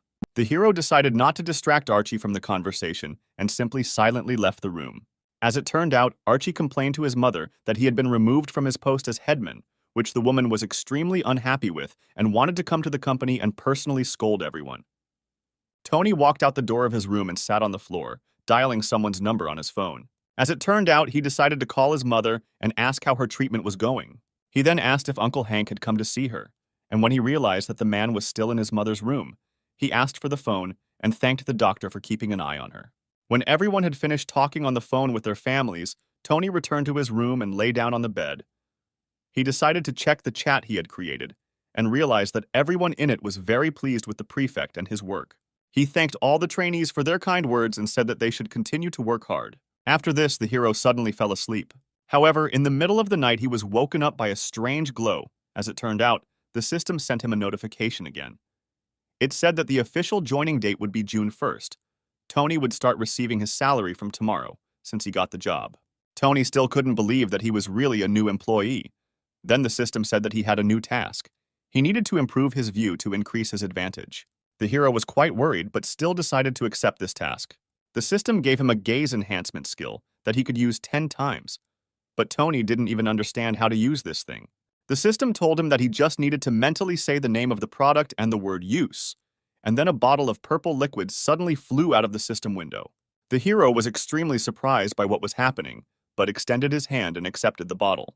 Archie woke up at that moment from strange sounds. He immediately got angry and yelled at Tony to let him sleep. After this, the hero fell asleep, but 5 minutes before 6 in the morning, he got out of his bed and left the room.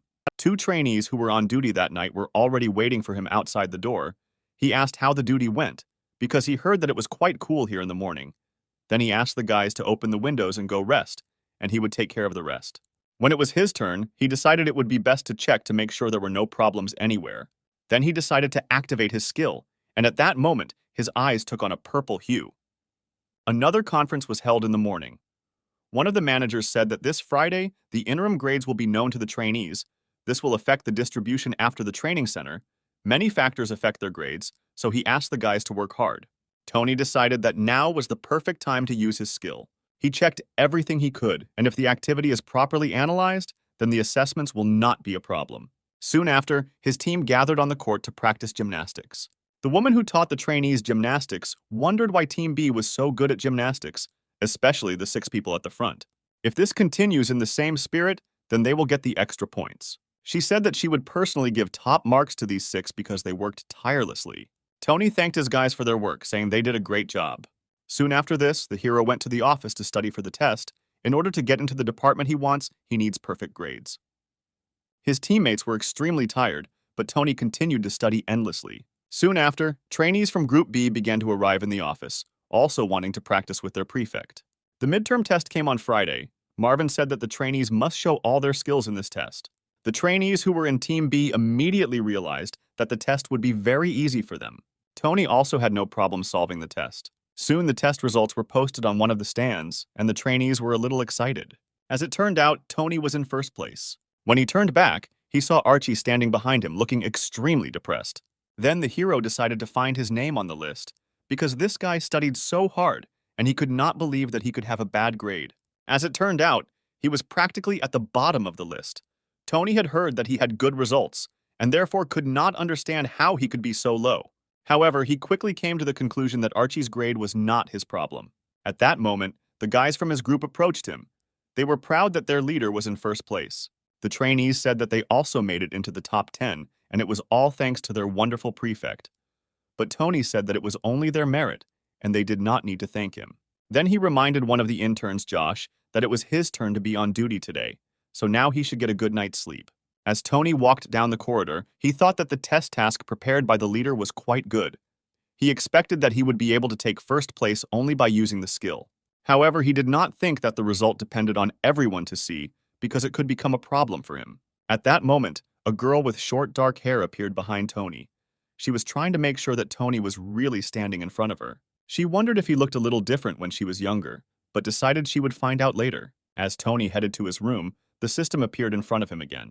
She told him something that greatly interested the hero. When he entered the room, Archie was already sitting inside, looking extremely depressed. Tony didn't pay attention to it at first, but he felt a strange feeling in the atmosphere. He then turned to Archie, saying that he was going to bed, to which his roommate asked him if he was happy with himself. Tony didn't understand what he was asking, so Archie repeated his question. The hero looked displeasedly at his neighbor, realizing that now he would again begin to blame him for his troubles. However, Archie seemed to really believe that Tony was to blame for his failures. Then the hero sighed displeasedly and said that they agreed that they no longer quarreled, so he would pretend that he had not heard anything. At that moment, Archie stood up from his bed and defiantly apologized to him. He then angrily asked him if he should have apologized at all. He approached him and said that in this case, he would repeat his words in a more polite form. He said that it was not enough for Tony to steal his post, but he also decided to grab the first place in the ranking. The hero countered by saying that his grades were at the bottom. Archie had the worst record on their team, but Tony and his place had nothing to do with it. Archie said that this would not have happened if he had remained a prefect, and maybe he was at the bottom only because the leaders were unhappy with him. Then he suddenly shouted, saying that the leader was blind. He turned to Tony without asking what kind of relationship he had with him. He assumed they were friends or something, since he personally appointed him as team leader. He then suggested that Tony simply gave him money. The hero was so amazed by his words that he asked him to stop talking about this nonsense. When Archie once again wanted to point a finger at him, they suddenly put out their hand and hit Archie on the hand.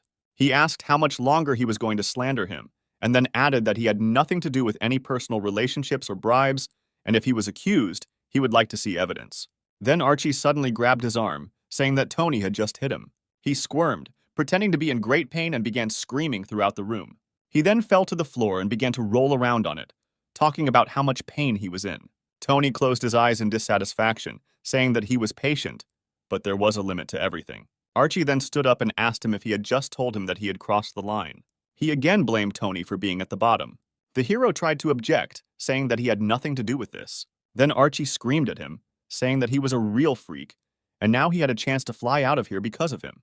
Then he suddenly shouted, saying that he was not going to give up just like that.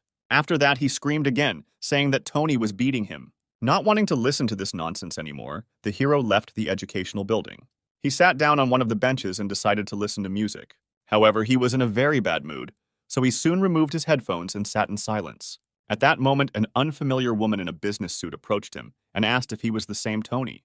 The hero looked at the woman and asked who she was. The girl bared her teeth, saying that he was acting rather impudently. However, the hero still did not understand what she meant. Then the girl asked him if he had given a bribe to the leader Marvin. She asked if he was really so eager to get the position of headman. When the hero realized why she was going crazy, He immediately got up from the bench and said that he didn't know where she heard this nonsense, but he doesn't do that kind of thing. Then the girl said that she had a suspicion that the manager, Marvin, had falsified the test result. Tony just walked past her indifferently, saying that he understood where the legs of this situation were coming from. He assumed that this woman was related to Archie. Then the woman threatened him. She told him to be careful with his words because she could make him fly out of the training center. Tony said that this was an interim test for employees. The manager had no reason to influence the results because he was loyal to the company. Then the girl said that something like this could harm the Elsung Group company. Besides, they have indirect evidence, and maybe it's just a fraud, but it can lead to serious consequences. She asked how she could be supportive of Tony in such a situation. The guy then turned to her and said that he didn't know who she was, but he wanted her to stop attacking him.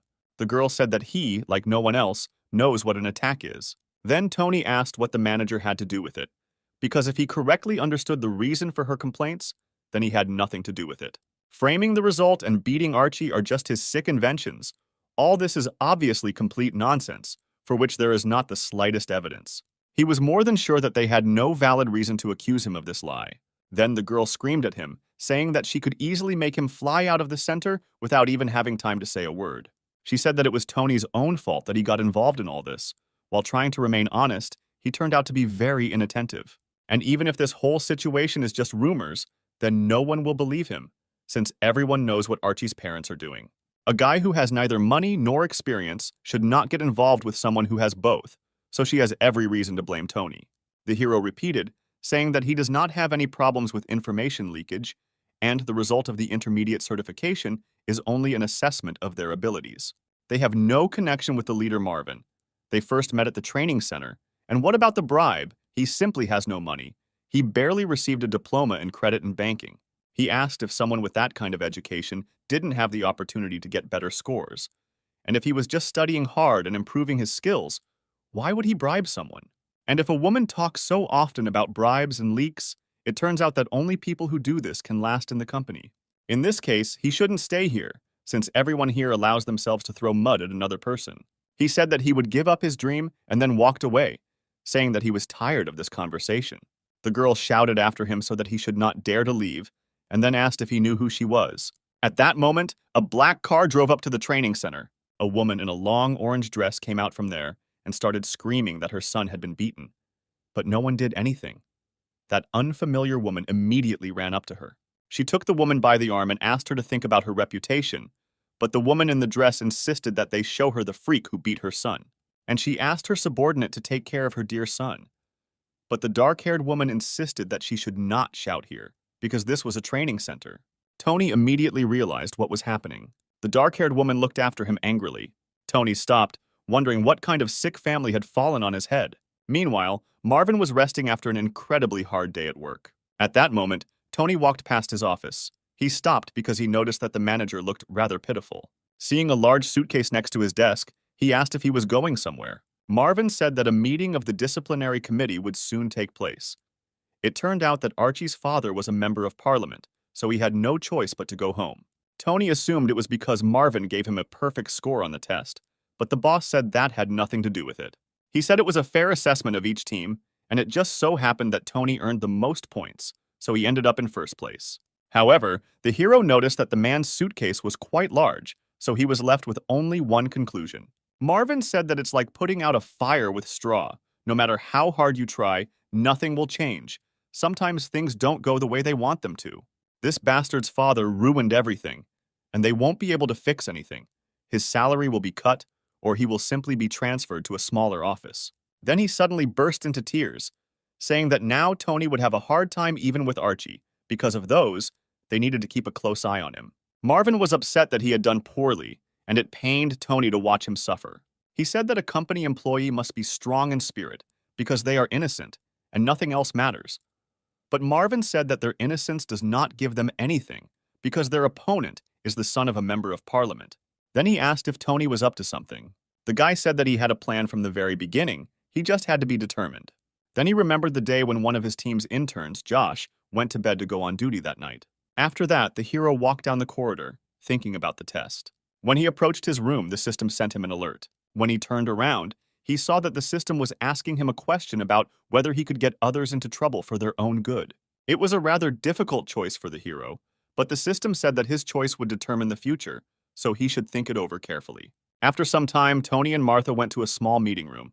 The meeting was held so late because they had a problem with information leaks, as well as suspicions of bribery and even violence. Philip said that this was the first time this had happened since the establishment of the training center.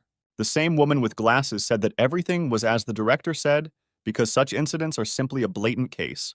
She introduced herself as Anna, the general manager of new employee training, and decided to make a statement. She asked Team B's leader Marvin to be fired and disciplined. She also demanded that a new employee, Tony, who is undergoing training, be expelled. They must leave the training center. Archie's mother then entered the conversation, saying that she had not mentioned that her son had been abused, which was the most important thing in their discussion. Then she leaned over to Archie and stroked his cheek, saying that no one had the right to behave like that with a child. She then addressed the directors, saying that violence is serious, and if they don't make the right decision, she will make such a fuss that the whole country will know about it. Philip said that as the director of this training center, he is responsible for the well-being of all the trainees, so he will listen to both sides and then analyze the evidence and voice his decision.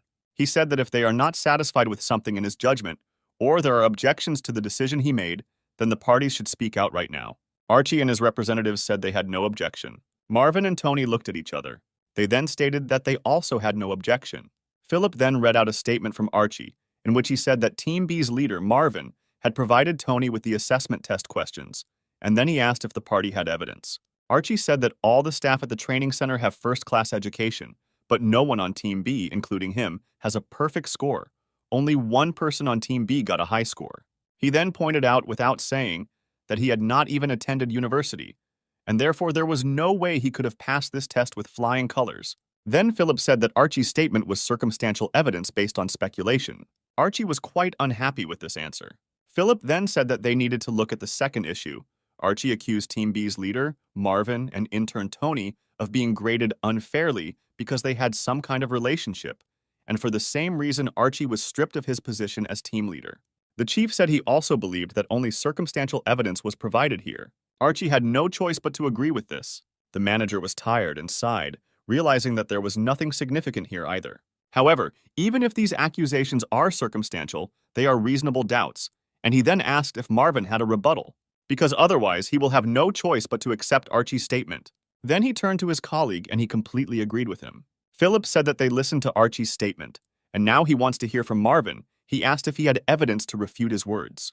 However, Marvin stood up and declared that he had nothing to say. He had no refuting evidence. Philip sighed and continued to examine the application. The executive then approached Tony, asking if he had any refuting evidence. However, to the surprise of everyone present, the hero said that he had nothing. Philip asked if he should accept Archie's statement. Then Tony stood up, saying that there was someone outside who could declare his innocence. He hoped that the leader would allow this man to enter. Archie, his mother, and Anna were extremely surprised that a witness had been found. Tony remembered the evening Archie's mother first arrived at the training center. As they passed him, the system appeared in front of him again. She said that Tony will not be able to escape the crisis, but he is not alone in this world. He has a close colleague. The system said that in human relationships, it is common to give and take, but such relationships are based on trust. First, you need to lend a hand, and the more trust there is, the more generous the rewards will be. So she asked Tony to ask others for help, and if they are his real one's friends, they will help him. Then the hero decided to write to the guys from his team, hoping to find someone who could help him. But he soon realized that he did not have many people who were ready to stand up for him. There were some people who were ready to help their headman, for which Tony warmly thanked them. After that, he headed forward along the corridor. At that moment, he saw Marvin sitting in the office next to his suitcase. Therefore, now in the deliberation room, he asked again if his witness could come in here to say a few words. Philip did not object and allowed the man to enter. At that moment, the door opened, and the man who walked inside greeted everyone present. He introduced himself as Josh from Team B. He said that he had a rebuttal that Tony knew the test results in advance. Then Josh said that firstly, they would need the B team assessment test and the OCR cards. Then Philip asked Connor to bring these cards here. Soon there were test sheets and cards on the table for 5 people who were studying the material together with the team leader. Then Philip asked Josh to explain where the evidence was. Josh said that every evening the 5 of them studied with head boy Tony. Unfortunately, with the exception of the head boy, all 5 of them answered one question incorrectly. Then Philip asked, Shouldn't he be even more worried about information leakage in this case? Josh said that if all 5 of them had the same error, then their suspicions were justified, but they answered different questions incorrectly. Connor said that if this is the case, then one would think that they deliberately made mistakes on various issues. Then Josh suggested that the executives look at other papers. This was a list of people who answered 3 or fewer questions incorrectly on the assessment test. To prove their innocence, they received all the signatures. Then Philip said he would check it out. He asked, "Are there really that many people who have 3 or fewer errors?" Josh said that this is true. He believes that the problem is not the information leak, but the complexity of the test, since it turned out to be too simple. The leader of Team B is less educated than everyone here, and this is true. But even though the company's difficult recruitment process for new employees, he was able to get here thanks to his talent. Even when they studied in the evenings, he studied harder than the others. And given that the difficulty of the test was low, Josh did not think that getting a perfect score was an impossible task. Philip had no choice but to agree with his words. In this case, it turned out that the head of Team B independently scored the maximum points. Philip said that it was already obvious. Tony is a perfect prefect and a great trainee. He tries his best every day. He is always actively involved in the life of the entire team, and the idea to prepare the material and shoot a video with gymnastics came from him, and it was this that brought their team a lot of extra points. Josh understood that his words were only a subjective assessment based on his opinion, but he suggested that the managers themselves should be imprisoned. Is a person like Tony really unworthy of receiving the highest score? He said that the headman was talented and smart, and this was an excellent reason to suspect him of a special relationship with the team leader. At that moment, the system informed Tony that he had been cleared of suspicion. The other trainees who had volunteered to help their prefect waited impatiently outside the door, trying to eavesdrop on what was happening inside. At that moment, Josh came out of the office. As soon as the door closed behind him, he immediately untied his tie, saying that he thought he was going to die from worry. Meanwhile, Philip said that after Archie's circumstantial evidence, Josh's words seemed more powerful to him, and Connor agreed with him. The manager said that they would accept the response of team leader Marvin and intern Tony on the issue of bribery and information leaks. He said Marvin and Tony were declared innocent. As he said at the beginning, he will not accept any objections to his decision. Then Archie's mother hit the table with her palm. She asked if they all thought her son lied to her. She said that she was not going to give up and could accept that this stupid guy beat her son and got a perfect score. However, she wanted to clear up the issue of him hitting Archie. Marvin realized that he was starting to boil. Then he suddenly got up from the table, saying that this mother allowed herself too much. Tony tried to calm him down, but Marvin said he had something to fight for. He asked if Tony really beat Archie, to which the hero replied that such a thing did not happen. However, he again asked the leader to sit down and calm down. Marvin had no choice but to comply and sit back at his desk. Seeing this, Archie and his mother grinned contentedly. Then Tony decided to contact Director Philip. He said he had a denial about the violence. He remembered again the day when the system asked him to make a choice. She told him to turn on the voice recording feature on his phone and leave it active for an hour. After that, he entered the room where Archie was sitting. As it turned out, he recorded their entire argument on a tape recorder. He brought this recording into the discussion room. It was clearly audible that Archie had made up the story that he had been beaten. Everyone heard him screaming that Tony was beating him, but no beatings took place. Marvin couldn't believe his ears. When Archie realized what situation he had gotten himself into, he clenched his teeth in anger. Anna and Archie's mother did not know how to react to this audio recording. The director and his colleague looked extremely worried. Tony said the audio recording lasted 10 minutes. Archie's mother looked displeased at her son, who did not know how to behave. Then Tony said that Archie's father sits in Parliament, and it would be very bad if this recording became available to the public. Then he said that Archie would admit he was wrong and leave the training center, and in this case, he would erase all the files. He said that Archie made 3 false accusations against him, but even so, he wanted to give him a chance to admit his mistakes. Tony was not going to voice any absurd requests and counter-accusations, and thanked everyone present for listening to him. Philip said that if he decided to give him such a punishment, then he allows it. Archie's mother immediately stood up from her chair and began hitting her son in the back of the head. Anna watched everything that was happening in bewilderment, realizing that she had lost. When this whole situation ended, Archie and his mother left in a car. At that moment, someone came out from the training center and called out to Anna. When the girl turned around, she saw Marvin. There was a sly grin on his face. He asked what that just happened, because he would never have thought that she could grovel in front of someone like that. He asked why the director decided to turn a blind eye to this. He assumed that Archie's mother had promised to buy her a house or a car. Then Anna said that it was all too complicated and he wouldn't understand it. But Marvin continued to mock her, saying that she probably wouldn't be very happy losing to nobodies like them. Anna asked if he was trying to slander her. Then Marvin grinned and took out his phone from his pocket, turning on the audio recording. It was recorded on the day Anna met Tony in the courtyard of the training center. The girl immediately demanded that the man turn off the audio recording. Marvin asked if she was in the mood to talk now. Then Anna asked what he needed. Marvin said that she should fulfill Tony's request and get out of here. She had to come up with the reason why she decided to leave here. Anna demanded that he give her all the notes, and only in this case would she leave. Marvin said he wasn't as good at scheming as she was, so he needed confidence. He suggested that she call the HR department herself, or he would do it himself, and only after that would he delete the audio recording. Anna swore at him. She did not expect him to do this to her. Then the man said that in this case, he had no choice but to report this to management. However, the girl suddenly stopped him. She took her phone out of her pocket and dialed someone's number. She called her boss, apologizing for disturbing him at such a late hour. She apologized and said that she was very sorry, but she would have to leave her workplace. After that, Marvin grinned and deleted all the audio recordings from his phone. Anna once again apologized to the director and said that the reasons for the dismissal were personal. The next morning, Tony could barely open his eyes. All these proceedings completely exhausted him. However, after some time, he still gathered all his strength and went to the first floor. Now the bus was about to be boarded, and he was supposed to lead his group. He went to the courtyard, saying that there were 15 minutes left before the tour of the Elsung Group plant.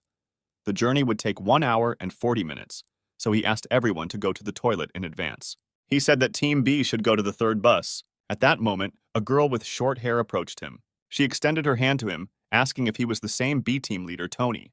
The hero's cheeks turned red and he said that it was really him.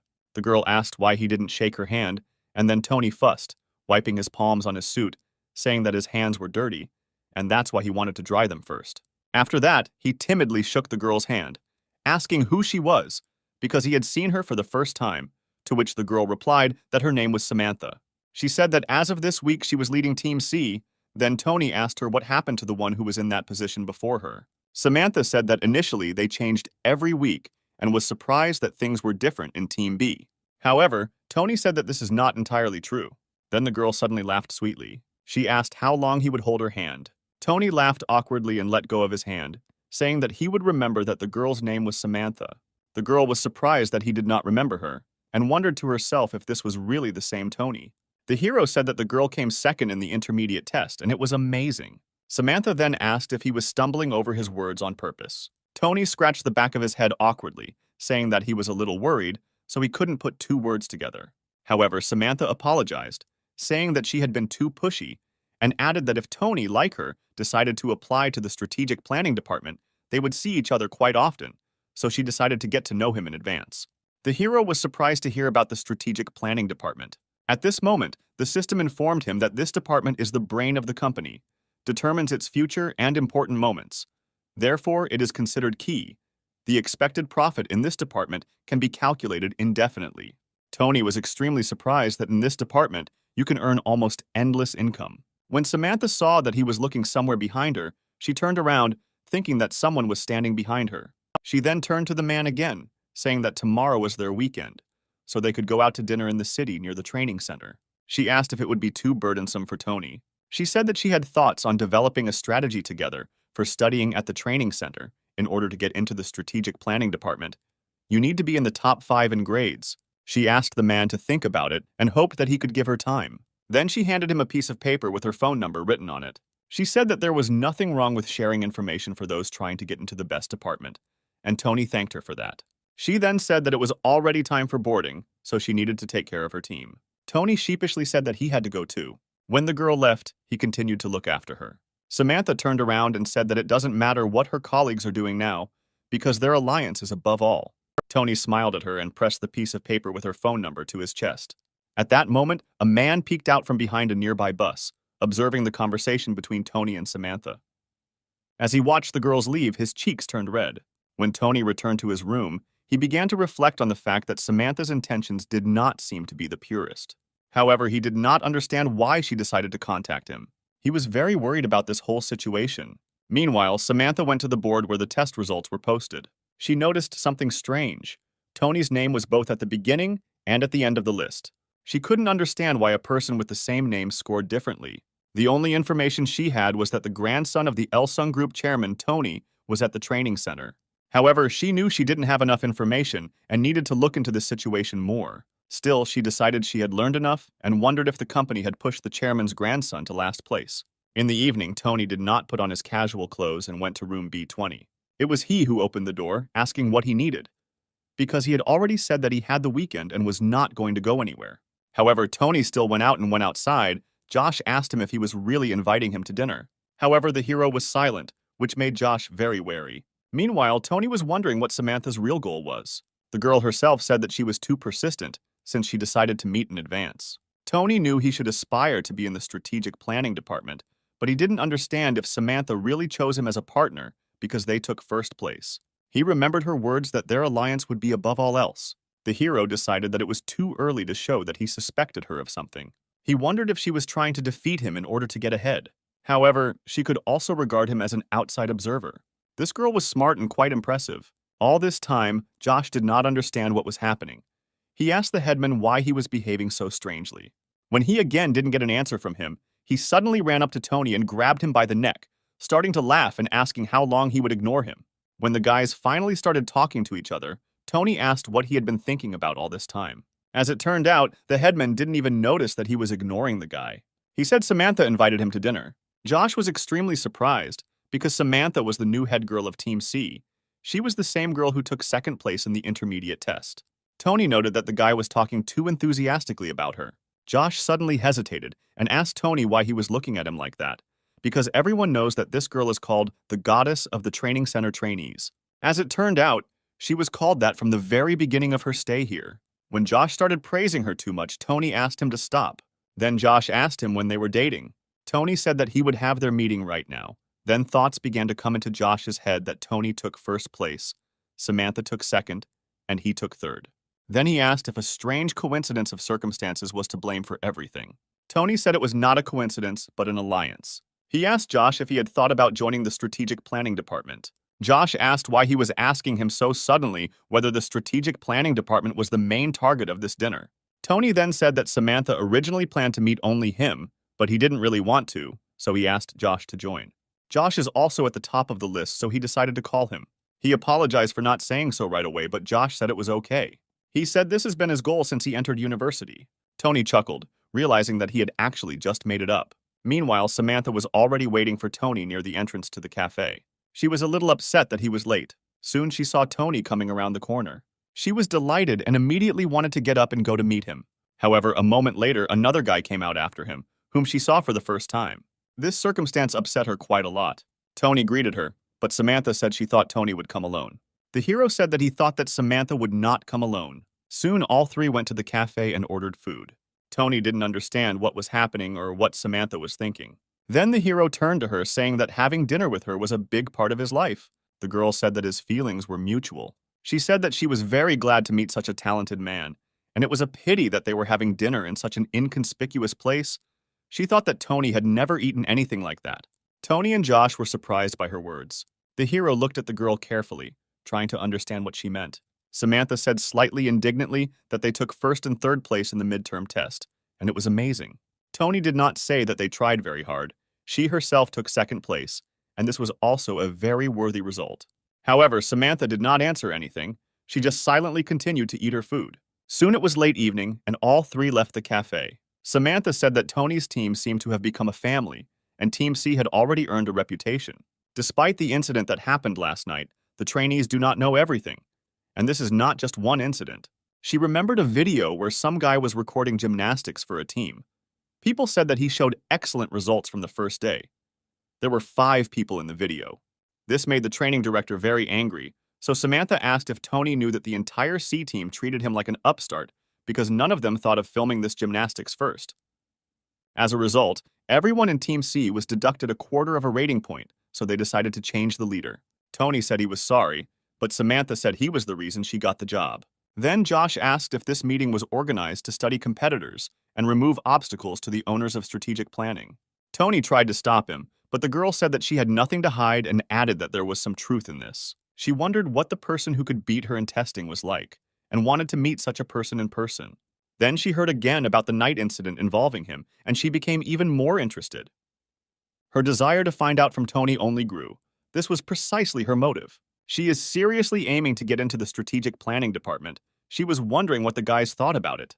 Tony said that he hasn't really decided anything yet. He's just doing the best he can day by day. The girl said it was a little disappointing because everyone was doing their best. Moreover, she did not understand where else Tony could aspire, if not to the strategic planning department. She asked him to think about it, since she didn't know what the others were counting on, but she could understand him. Then Samantha thought that it would be nice if there was a way to be sure to get into the top 5. Tony said he wasn't sure that was possible, and even if there was a way, wouldn't it be better to let someone from Team C do it? Then Josh suddenly intervened in the conversation. He said that in fact Tony also wants to join the strategic planning department. This idea has not left him for a long time, and he even has proposals. Samantha said that was good, but he should talk about it on his own. Because if he is not interested in the strategic planning department, then their meeting was in vain. Tony asked her if she was saying that only those in the top 5 would be able to get into strategic planning, to which Samantha replied in the affirmative. Then George said that together with the team and Samantha, there are 6 of them, but if only those at the top have a chance, there is no chance for anyone to join.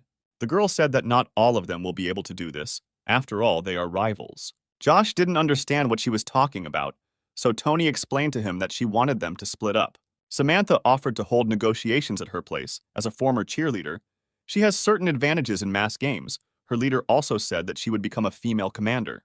The maximum number of points that can be scored is 150.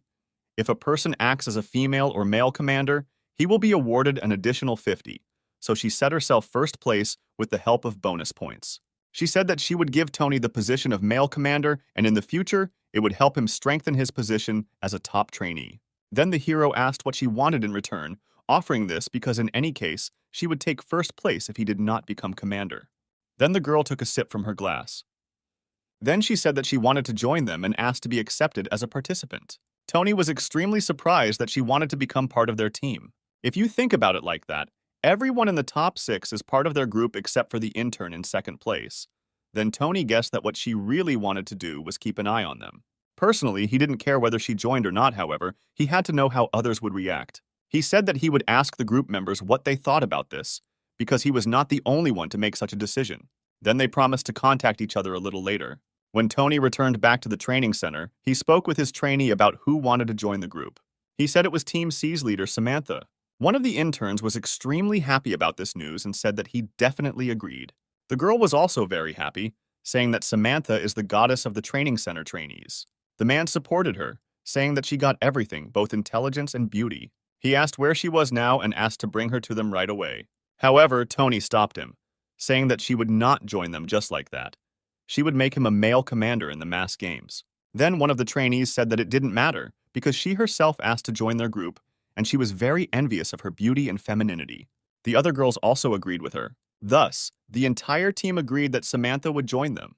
Tony thought their reaction was much better than he expected. Soon the clock struck 10 p.m. Active negotiations were in full swing within the training team. At that moment, Samantha walked into the office and greeted everyone present. She said she was going to join their group. The hero noted that it was surprising that she came so quickly. The rest of the trainees immediately ran up to the girl and began asking her about various things. Time flew by quickly. A whole week has passed since then. One of the interns asked if Samantha had finished her work, but the girl said that she was more interested in something else. She asked if Tony wasn't an amazing person. He explains only the most important points. Sometimes it is not so easy to understand them yourself. She thought to herself that he was talking about the necessary things, as if he had learned everything in advance. This is impossible if he is not the director's grandson. A few days later, the test results were posted in the hallway again. Tony again took first place. However, he noticed that one of his trainees was no longer at the top. The guy said that he tried his best. Tony then asked him to work harder next time since they were in the same study group. The guy said that his results are quite normal, and he cannot be compared to such learning monsters as he and Samantha. But the hero still asked him to give his best, because there is nothing that he cannot do. He assumed that the guy would soon overtake him. Samantha noted to herself that Tony was good at building relationships. Usually people shy away from the best intern because they see him as competition. She suggested that it was all about his calm character. He had developed leadership qualities, and he had a good sense of humor. She assumed that was why people liked him. However, Samantha wondered if the grandson of a powerful family had some weaknesses. Then she smiled, thinking that this guy was very interesting. Tony soon went to one of the offices because he had to prepare a presentation, and it turned out to be more difficult than he thought. Josh approached him, asking if his presentation was ready, since he would soon need to speak.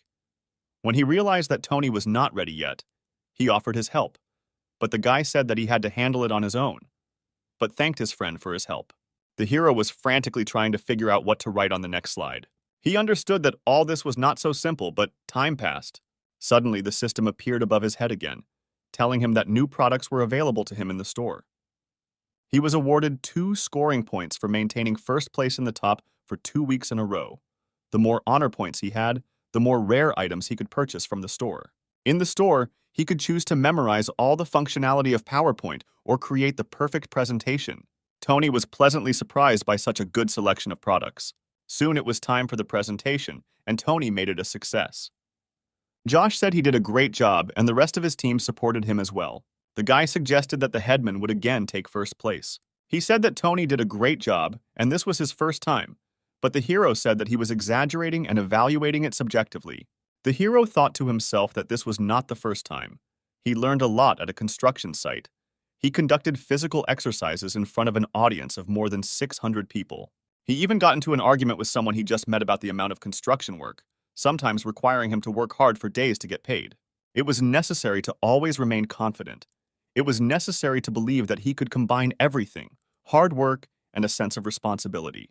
However, this was not a complete list of what he needed. He also needed to think rationally in order to get a decent income and not suffer losses.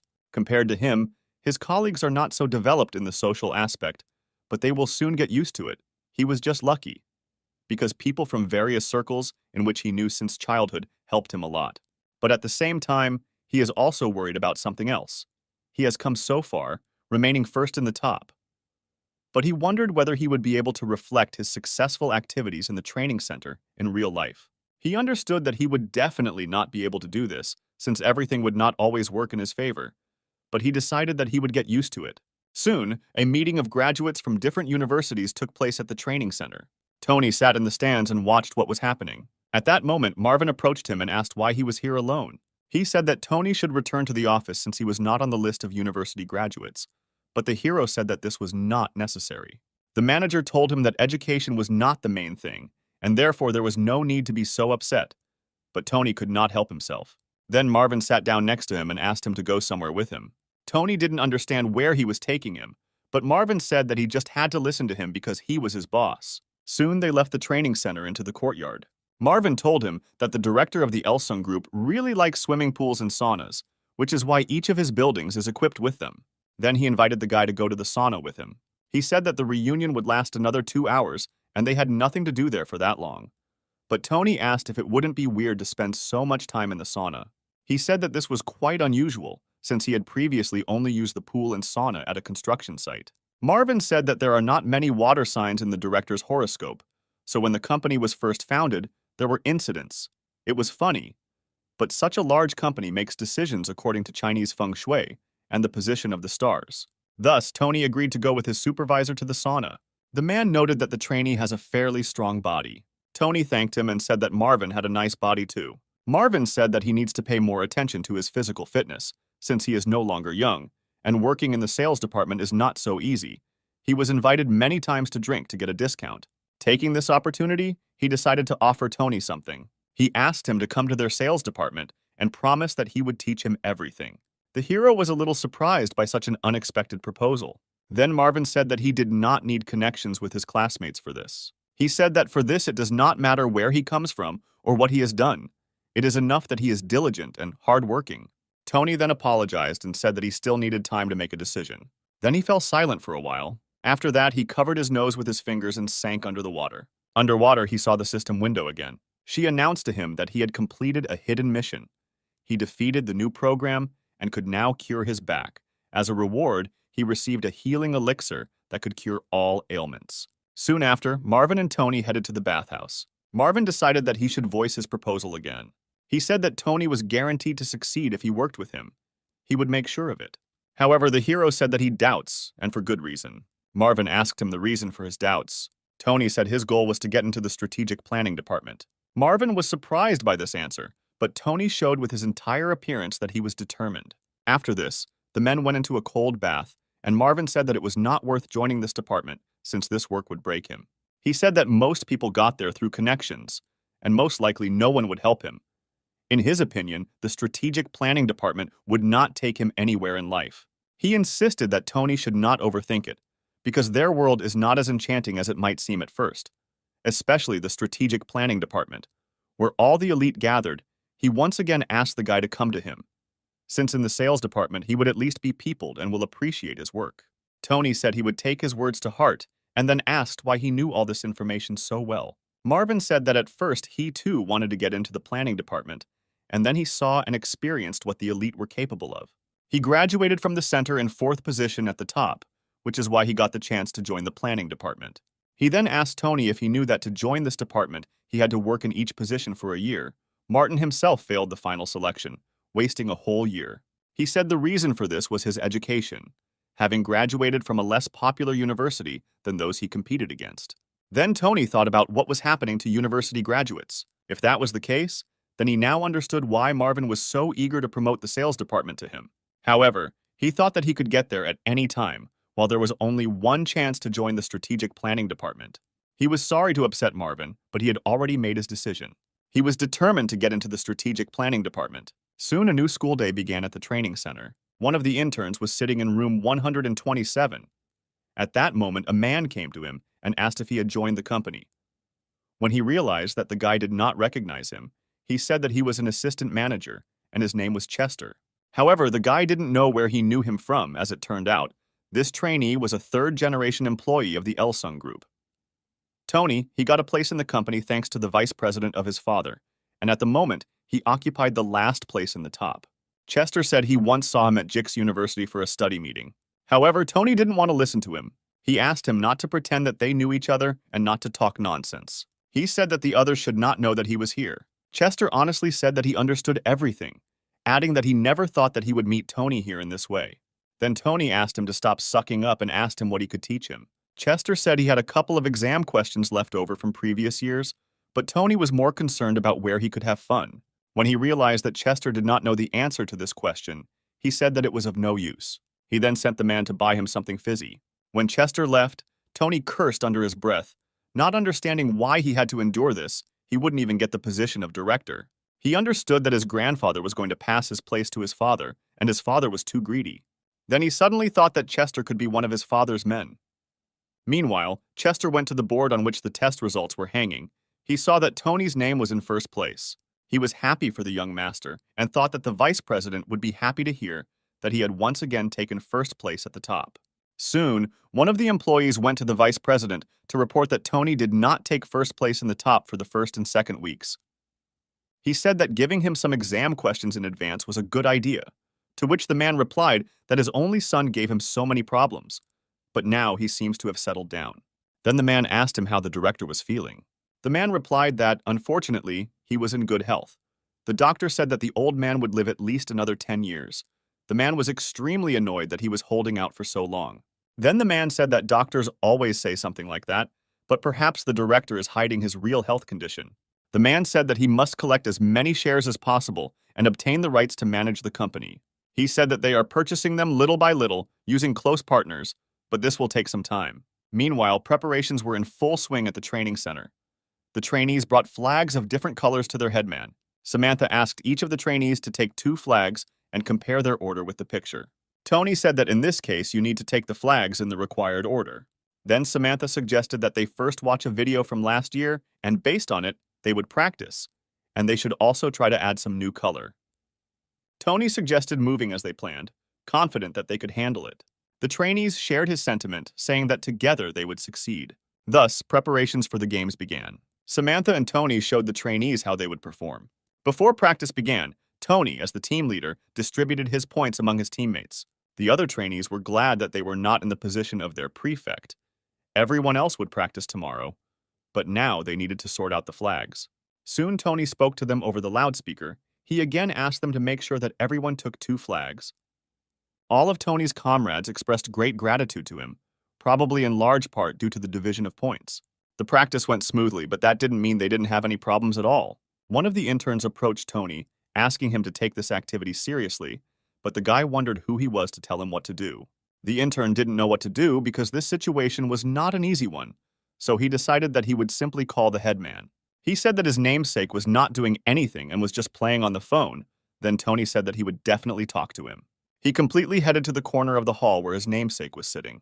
He said that he was seeing him here for the first time and asked if his name was Tony too. He said that he wanted to ask about what didn't suit him here, because in that case he could help him.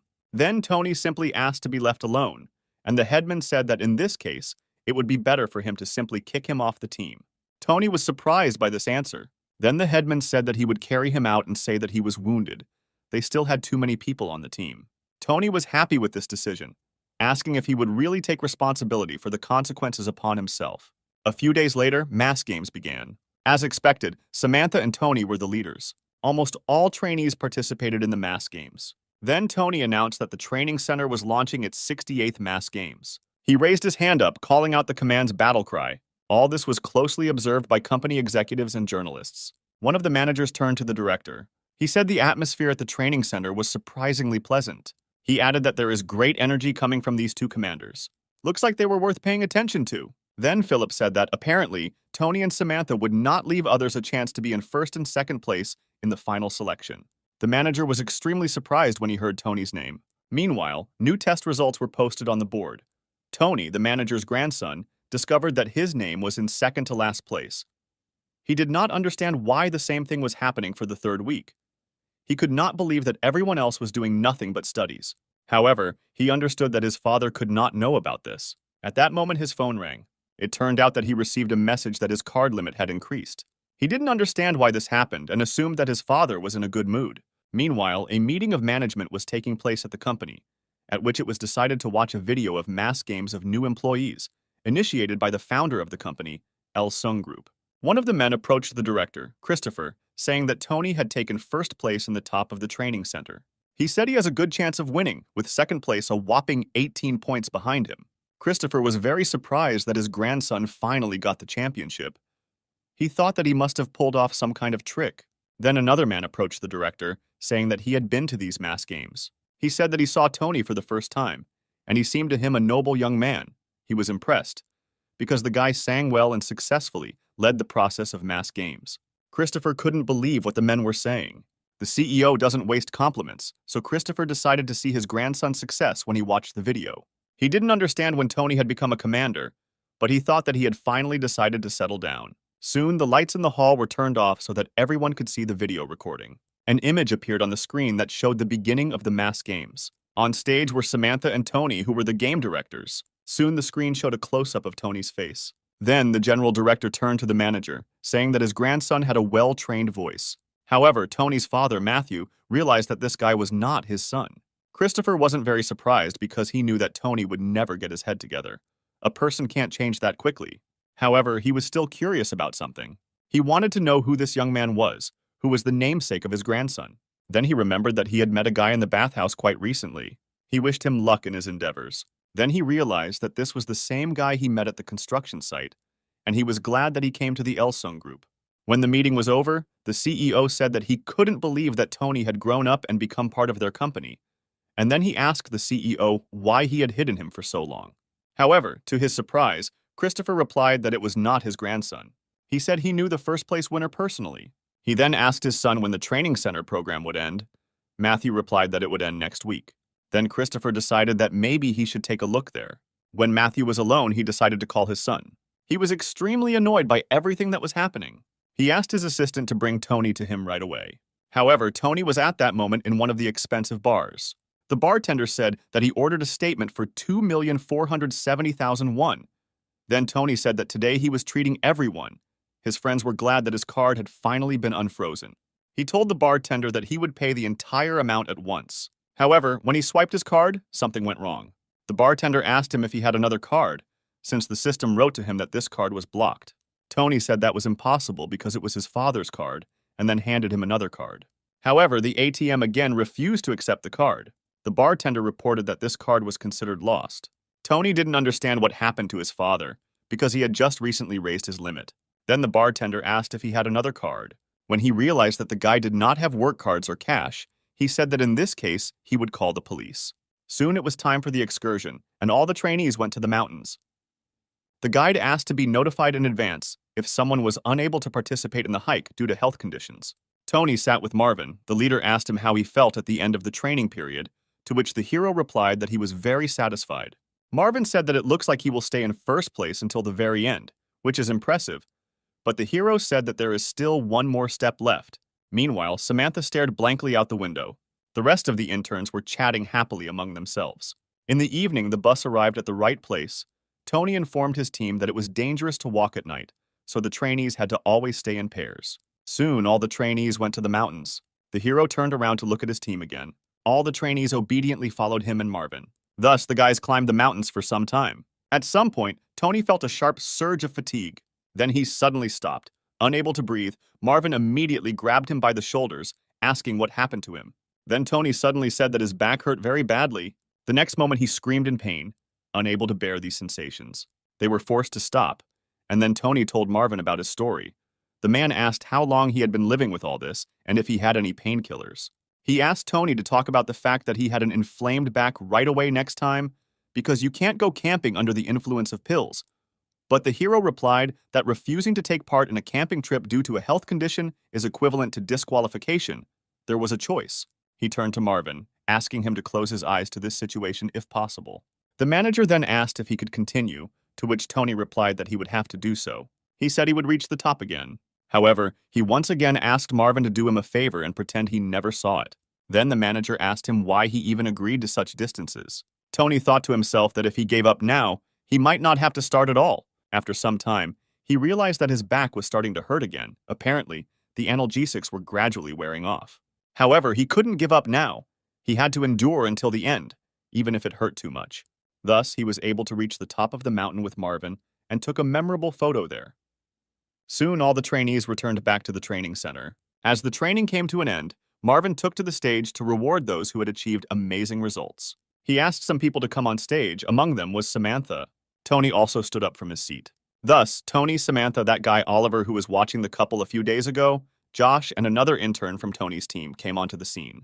Marvin said that on any special occasion, the director would personally give an award to each of them. He then asked everyone to greet Principal Christopher. When Tony turned to look at the man, his face contorted in surprise. He heard that the director rarely appears in the media. Christopher walked onto the stage and waved to everyone present. Then it suddenly dawned on Tony.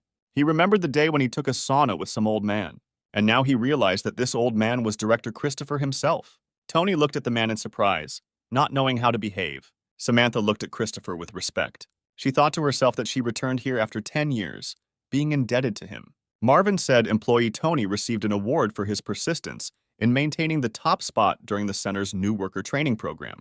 Then Christopher asked him how he was feeling. Tony timidly replied that he was in shock and could hardly believe what was happening. Then the director handed him a certificate, congratulating him on the fact that he had done a great job. He asked him not to stop there and continue to conquer amazing heights. Tony accepted the certificate, still not believing that he was really here on this stage. Christopher then turned to Samantha, saying that she wasn't so lucky. She would have been first if her activity was considered by last year's standards.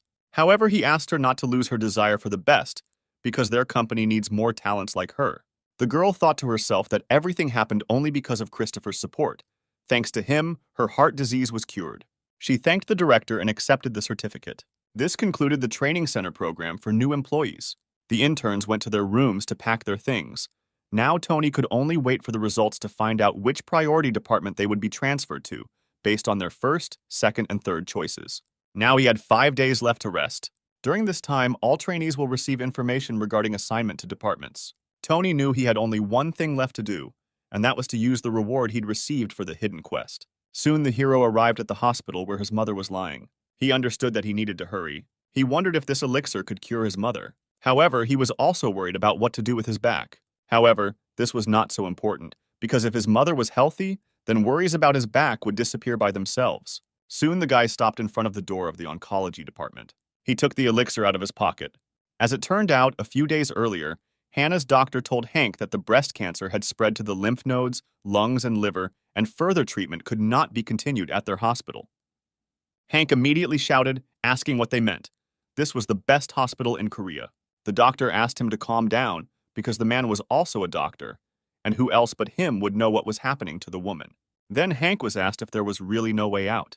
The doctor said that the best option would be to spend the last moments of her life next to her, and this is what the patient herself wants. After that, Hank went to Hannah's room.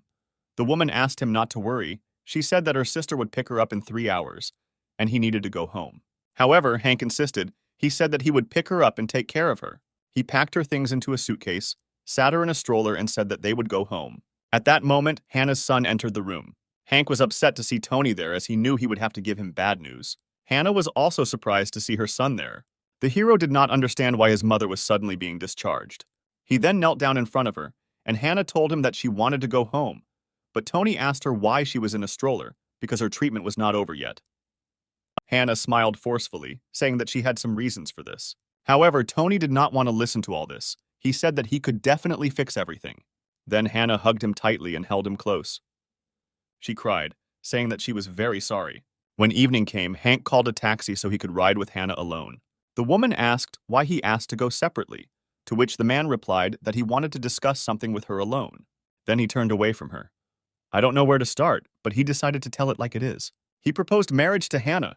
The woman was shocked by this proposal. She asked what he was talking about because he needed to live his life. Hank said that this is his life, and he regrets that he let Hannah go to her husband a long time ago. They could have lived happily together if this had not happened. He said he believed her husband would have their heavenly support and he would take charge of Hannah's life and be there for her until one of them died. Hannah cried, saying that she would only be a burden in his life, but Hank said that he didn't want to regret anything anymore. Soon evening came and Tony arrived at his mother's apartment. He carried his suitcase upstairs. However, when he opened the door of the room, he realized that no one was home. At that moment, Hank came out of Hannah's room.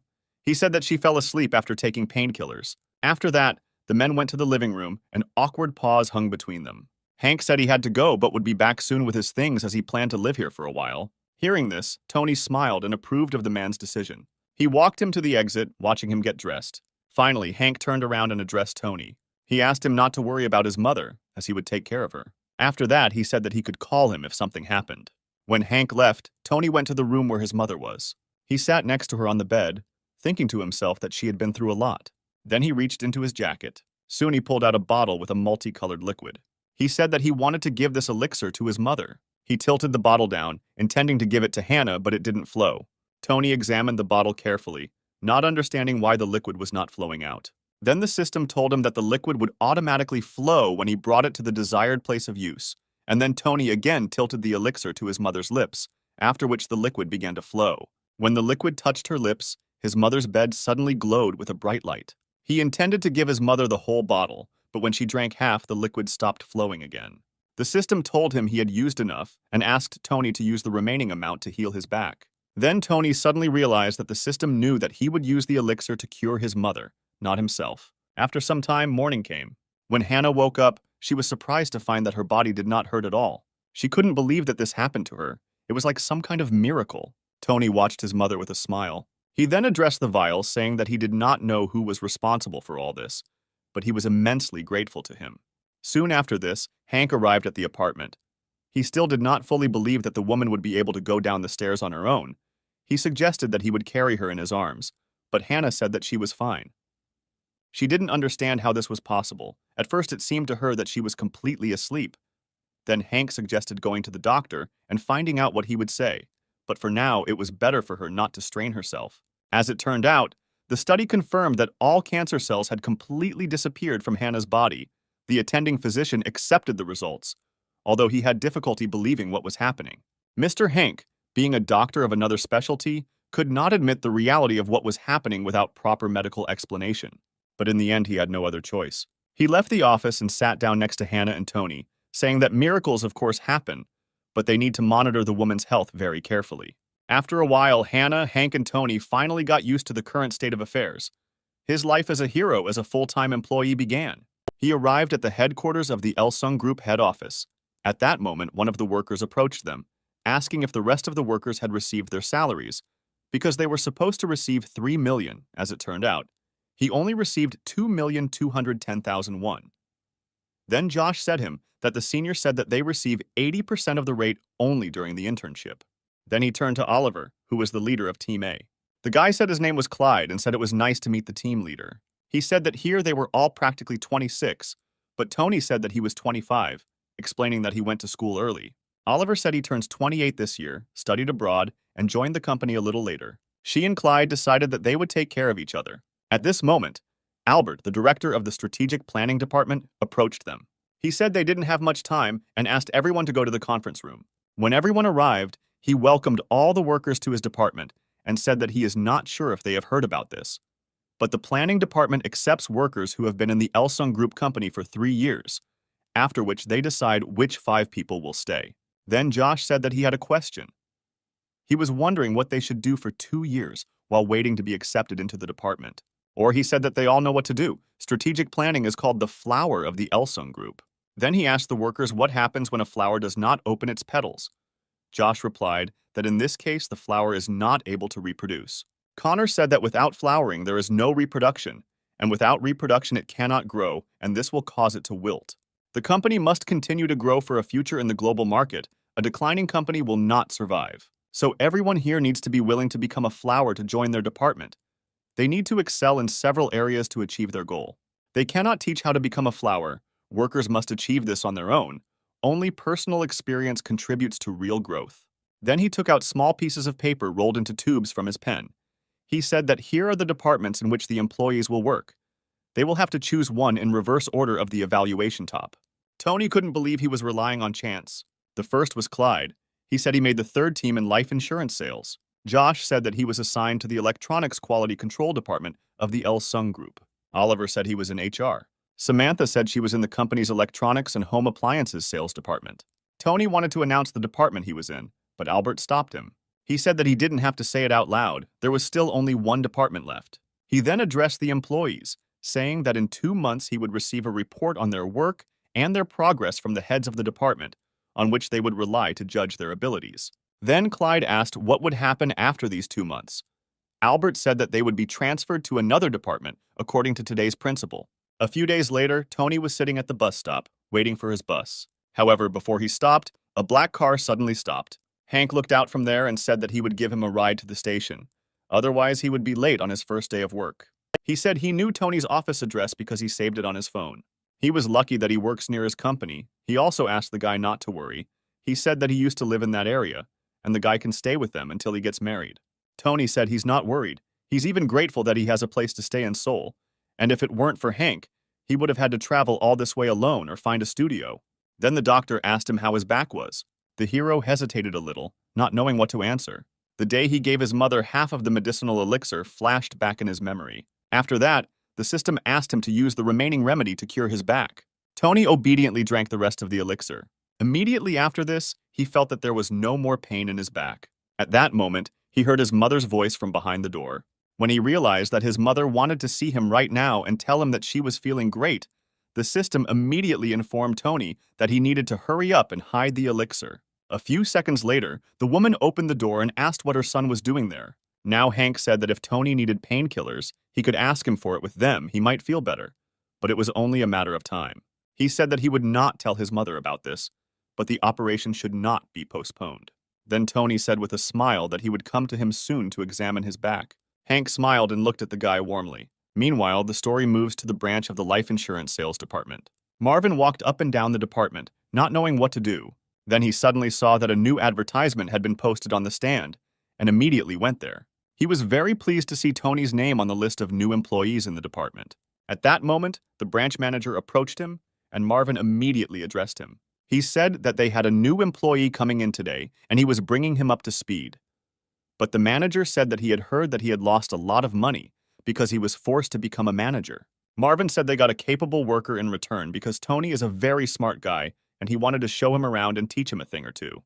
The manager said that if he was so eager to help him, then he would help him. He said that the new employee was now at the coffee shop on the first floor. Apparently, he forgot his pass. Then he asked Marvin to go down there and bring the employee to them. Marvin replied that this was very unlike Tony.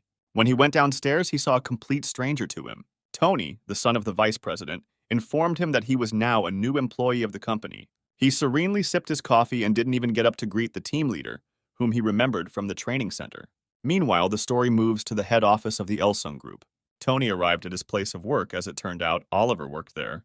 The men realized that apparently they were assigned to the same department. He asked, not jokingly, whether the HR department really doesn't suspect that they are here through the strategic planning department. Oliver laughed and said that apparently they didn't know. Soon the men reached the office they needed. There was a girl sitting inside and they immediately greeted her. The girl realized that these were new employees and asked them to wait a couple of minutes on the sofa. Oliver and Tony went to the couch, waiting for the girl to approach them. Soon she came to them, saying that she was sure that they recognized her because they had met on personality assessment tests. Tony immediately noticed that she turned away from them her badge, which had her name written on it. Then Tony suddenly remembered the day he took the test. The girl introduced herself as Kimberly, saying that she joined the company in 2017 and was looking forward to productive work together. Then he told her that he remembered her and how she joined the company. The girl said that he had a very good memory because he even remembered her name. He didn't say that the result of their personality test was really amazing. He was very surprised when he saw it. That's why he remembered it. Then another man came into the office and asked how Kimberly was getting on. The girl said that the new employees remember her name, and apparently they did well on the personality assessment tests. Then the man, whose badge was also hidden in his pocket, asked Oliver if he remembered his name. The guy was confused. He didn't understand how this man knew his name, and moreover, he didn't understand how he should remember his name. He decided that he needed to guess his name in order to earn their favor. Then he assumed that the man's name was Marvin. Hearing this, the man was extremely annoyed. Then Oliver decided to admit that he did not remember his name. Kimberly said it was normal since it had been 2 months since they met. However, the man said that if he wants to make a good impression, then they should point their fingers at the sky. He asked Oliver if he was going to guess the names of the clients he would be working with. He then turned to Tony, asking if he remembered his name. The hero said that he is assistant manager Connor, who became a member of the corporation in 2014. Then Connor shook his hand, praising him for his good memory. He said that Kimberly was keeping them up to date, and their first task was to sort through resumes. But she said that they would later join the strategic planning department and doubted that they could be trusted with information and personal data. Connor said that as soon as he came here, he was plowed everywhere without caring about personal data. So you need to let them join the work process. They will leave their department so quickly, they are not their people anyway. Tony was surprised that they knew they were submitting to the planning department. Then Kimberly laughed, saying that perhaps they would change their minds and stay here, as she herself had done before, because they also needed workers. Then Connor said that it didn't matter to him, because it wasn't up to him to decide anyway, and left the office. Kimberly explained to the guys that, to be honest, she looked in admiration too. She does strategic planning and dreamed of working there, but after trying many other jobs, she suddenly realized that HR was the best option for her and decided to stay here. Tony took this to mean that Kimberly had also been a top trainee back in the day. The girl asked him if he knew what the job of a human resource manager was. Tony said that to his knowledge, working in the department includes periodic training. In the process, they are associated with the recruitment of personnel, such as government or special significance, and the department's employees are also responsible for the reassignment of employees. Kimberly smiled, saying that it looked like he was preparing for the meeting. She said that they are responsible for everything that can be related to personnel and its management. Their main task is collecting data on employees and structuring it into a database. She then asked the guys if they were familiar with their company's office software, to which the men responded in the affirmative. She said that they now have about 3,000 applications for special purpose workers, so she asked them to sort them according to the criteria, location abroad, 3 years of work experience, and what department they are from. The men will work on this together, so they should distribute responsibilities. Tony and Oliver agreed immediately. Oliver said there were only 3,000 entries, so they had to split them in half. He asked Tony to do the first 1,500, and he would take care of the second half of the documents. Tony asked him if he thought there was any way they could get it done faster. Oliver asked him if he didn't agree with him. Kimberly then asked them to hurry up and start work as she had to hand it in by the evening. Oliver immediately pulled himself together and said that he would get to work right away. Thus, they worked for 3 hours. Tony was almost finished. All he had to do was transfer the information from the documents into the table. It wouldn't take much time. However, Oliver was not doing so well. He was very exhausted by this work, and he was not sure that he would finish by the evening. Tony then stood up from his seat and approached Oliver, asking if he had finished. The man was surprised, asking if he had already sorted his part. The hero said that the program has an auto-filter and search function. He used it to sort the data according to categories, and now all he had to do was print the documents. Oliver said that it looked like he wouldn't be able to finish today, and he didn't know what to do. Then Tony said that he took care of his half of the documents. They could say that they did it all together. Oliver couldn't believe his partner had helped him so much. The hero said that you need to respect your comrades and love your country, and then everything will be fine. Then he called Kimberly, saying that they had finished the work together. They did it much faster. The girl didn't believe it at first and asked if they were sure that they could send her the finished file. Then Tony said he would send it through corporate mail. When Kimberly checked their document, she noted that everything looked quite good.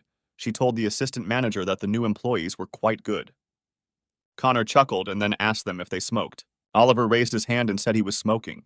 Then he called him to the roof and also asked if Tony wanted to join them. However, the guy thanked him for the invitation, but was forced to refuse. Soon after, Oliver and Connor went to the smoking room on the roof of the company's headquarters. Connor asked the man how his first day was going, but Oliver didn't understand yet. Connor said that he shouldn't worry because it's always difficult at first, but then he'll get used to it. Oliver really hoped so. Connor then asked him how well he knew Tony. Oliver said that he knew him quite well. He was the leader of the team, and Tony led the B team during the training period. Connor said that this guy, the leader of the top team that joined the strategic planning department, seemed to understand that he was the best of the best. He said Tony is incredible for many reasons. He was not a graduate of a prestigious university, but achieved everything with the help of a student loan bank. And here he is doing just fine.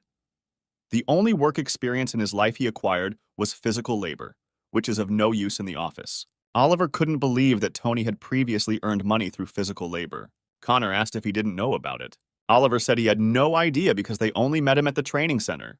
He said that, judging by information from the HR department, Tony's situation was fundamentally different from Oliver's. He asked the guy to be kinder to his partner because he is older than him. Oliver smiled and replied that it was. Connor then headed back into the building, saying that he always enjoys making friends with his colleagues. He asked Oliver not to be careful with Tony just because they differ in places in the rankings. When Oliver realized that the elders here were so kind and caring, he smiled. Soon after this, evening came. Tony and Oliver were walking together after work. Then the guy asked the hero if the team doesn't organize a festive evening for newcomers. Tony replied that no one else does anything like that. Oliver then suggested they celebrate their first day of work. Tony asked him where he wanted to go. Oliver said he knew a place. Soon the men came to a small food stall. They sat down at the table, and Oliver asked the saleswoman to bring them fish pie soup and 2 bottles of soju. He poured the drink into Tony's glass and offered him a drink. Then he asked him where he came from. Tony said he came from Chunin. He also heard that Oliver was from Soko. The man said that they were both from provincial cities, and it wouldn't hurt for them to get to know each other better. He said that since they joined the company at the same time, they could talk to him the way he was comfortable and skip all the formalities. Tony smiled and agreed with this proposal. At that moment, a message came to his phone. Clyde was talking about how Tony pisses him off. The hero was surprised, not understanding why he was here and why he was annoying someone.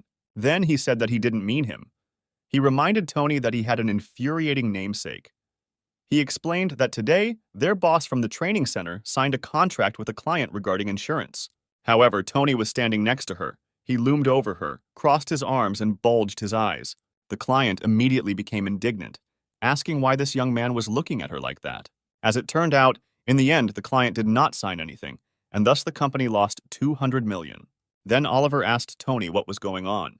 The hero said that his friend wrote a couple of messages in the educational chat. Oliver was surprised that they had such a chat. Then Tony reminded him of the group he studied with at the training center. He said that they created a general chat, including everyone who came across the strategic planning department. He then asked if he remembered Tony and their teams, and a hint of anger immediately appeared on Oliver's face. He told him not to even start about him because this guy is just terrible. At this moment, the hero remembered the day when he encountered his namesake. He approached him and asked what did not suit him. In response to this, Tony only asked to leave him alone. Oliver then asked if Samantha was in the chat. Tony said it was there and asked why he was asking. Oliver's face turned red and he said that this girl was very beautiful and smart, and then asked to add him to the chat too. The hero said that he would ask the others about it and add it if they don't mind. Then Oliver stood up from his table and said that all the drinks would be at his expense. The next day, the men went back to work for the company. Kimberly said that at the very bottom of their company website, they would find videos that listed the criteria for personnel selection. And their task today was to check these videos. And next week they would be published. She asked them to think about what they should prepare and what needs to be checked. The men said that she could rely on them. At this moment, the phone did not ring again. When he picked up the phone, he saw that assistant manager Marvin was calling him, but the hero did not understand why he was calling him at such a time. He picked up the phone and greeted him in a whisper. Then Marvin shouted, saying that he had been causing problems for them since day one, and today he didn't even show up to the event without any warning. Then Tony said that he was at work now. Apparently Marvin called the wrong Tony. The man apologized for getting the numbers mixed up and then said that this guy was really getting on his nerves. Then he decided to ask his friend what department he currently works in. Tony said that he was currently in HR, and then Marvin said that they should call him a little later. The man was extremely unhappy that his employee was not answering the phone, so he decided to simply call his home number. Meanwhile, the story moves to the cottage of the director of the Elsung Group, Christopher. In the middle of the day, his phone suddenly rang. He picked up the phone and asked who was calling him. It was Marvin, who wished the man good morning and said that he was an assistant manager at the company where Tony worked. Christopher asked why he was calling him. Marvin then explained that Tony didn't show up for work today, so he wanted to know if something had happened that caused him to not show up. Christopher said everything was calm between them, and then he asked if Tony really didn't show up for work. Marvin said he received a warning yesterday for his behavior, and today he was worried that might be the case. Christopher asked the man his name, then Marvin introduced himself again. The director said that he also did not know where he had gone, but said that he would try to get through to him and tell him to contact him. Marvin apologized to him for the trouble and thanked him for his help. Before Christopher hung up, he heard the manager's voice on the phone asking where Tony was, but Marvin said his family didn't know either. The man said that this guy needs to be fired urgently. He refuses to come to work just because he gave him a lecture on behavior for a broken contract for $200 million. As it turned out, Christopher heard the entire conversation. When he realized what had happened, he immediately swore at his grandson. The man's secretary asked if he had any problems. Then Christopher screamed, ordering the secretary to call the vice president of the company and tell him to drag his offspring by the scruff of the neck within the hour. The man decided to ask what was the reason for such a rush. Christopher then said that he didn't need a reason. The secretary should have just called them right away. 3 hours had passed since that moment. Work at the company was in full swing, but Tony was having difficulties. In front of him was a questionnaire in English. At that moment, Connor approached him and asked if there were any problems with his resume. Tony then awkwardly scratched his head, saying that his English skills weren't that great. Connor said that the level of English that was needed here was not so high, that basic English would be enough. Then Tony explained that his English was simply terrible. Connor asked how he scored on the exam. He hoped the answer would be around 800 or 900. However, Tony said that he only scored 500 because it did not take into account presentation skills and documents. Then Connor asked to send him this file, saying that he would sort out the resume himself, but warned Tony that he needed to improve his English if he wanted to continue working in the company. After work, they went to the store to buy English textbooks, but he didn't know which book to start with. Suddenly, he saw a book called English for Business and decided that this would be a good choice. This book cost 18,001. Soon evening came and the heroes returned to their apartment. He tried to learn English with the help of a book he had just bought. However, he was very bothered by the fact that everything he wrote down was very difficult to remember. He has no problem understanding politics, economics, and news, but struggles with language, perhaps because he is only good at memorizing. Then the system invited him to use a store of exclusive goods. Among them was a package for beginners in learning Arabic, Portuguese, Korean craftsmanship, and perfumery. The system also reported that there were 7 days left before the store update. Then Tony thought that perhaps the English skill would appear here later, but he did not understand how he could collect enough points. The system suggested that he take advantage of the available mini-quests, but the hero was very tired and decided to think about it after a good sleep. The next day, he returned to the company's headquarters. Kimberly's work was in full swing. Tony blinked then, deciding to activate his skill. He had to look at a person or object for more than 10 seconds, and then the mini-quest he needed would appear. At that moment, a system appeared above Kimberly's head. She reported that recently the employee's computer had been periodically displaying a blue screen, so Tony needed to ask permission and fix her software. Then the hero turned to the girl, saying that he had heard that for the last couple of days, her computer had often been freezing. The girl asked why he suddenly started talking about it. Tony didn't say that he assumed it was because of the updates, so he asked her to let him look at her computer since his computer had behaved the same way before. The girl allowed him since she would still need to leave for the morning report. Tony said she could rely on him. He soon began updating her computer, which was almost complete. He then went to Connor, saying that he heard that he decided to quit smoking, so he brought him candy to make it easier for him to cope with it. The man asked him how he knew that he was quitting, since he decided to do it just today. The hero grinned, saying that the bird whispered to him, and then wished the manager good luck. Connor thanked him for the candy and words of encouragement. After this, the system informed him that the mini quest had been completed. Now Tony had 4 points. Then the guy asked if there were any additional quests. He turned his head to the side, hoping to see the system window there. Then he turned his head the other way. However, when he realized that there were no more quests left, he became quite upset. At that moment, a man entered the office. It was the general manager of the Human Resources Department, Jordan. He asked if anything big had happened during his absence. Connor said that everything was stable with them, and then they asked how his vacation went. However, Jordan paid attention to the new guys and asked who these guys were. Tony immediately approached him and greeted the man, saying that he was a new employee and would try his best. After that, Oliver greeted him. Jordan was surprised because he initially applied to the Strategic Planning Department, and this upset him a little, since none of the new employees purposefully went to the HR department. Connor then said that they didn't hire anyone on purpose so that they could select someone from the pitchers for strategic planning. Jordan said that if you think about it that way, they never had new employees immediately after training camp.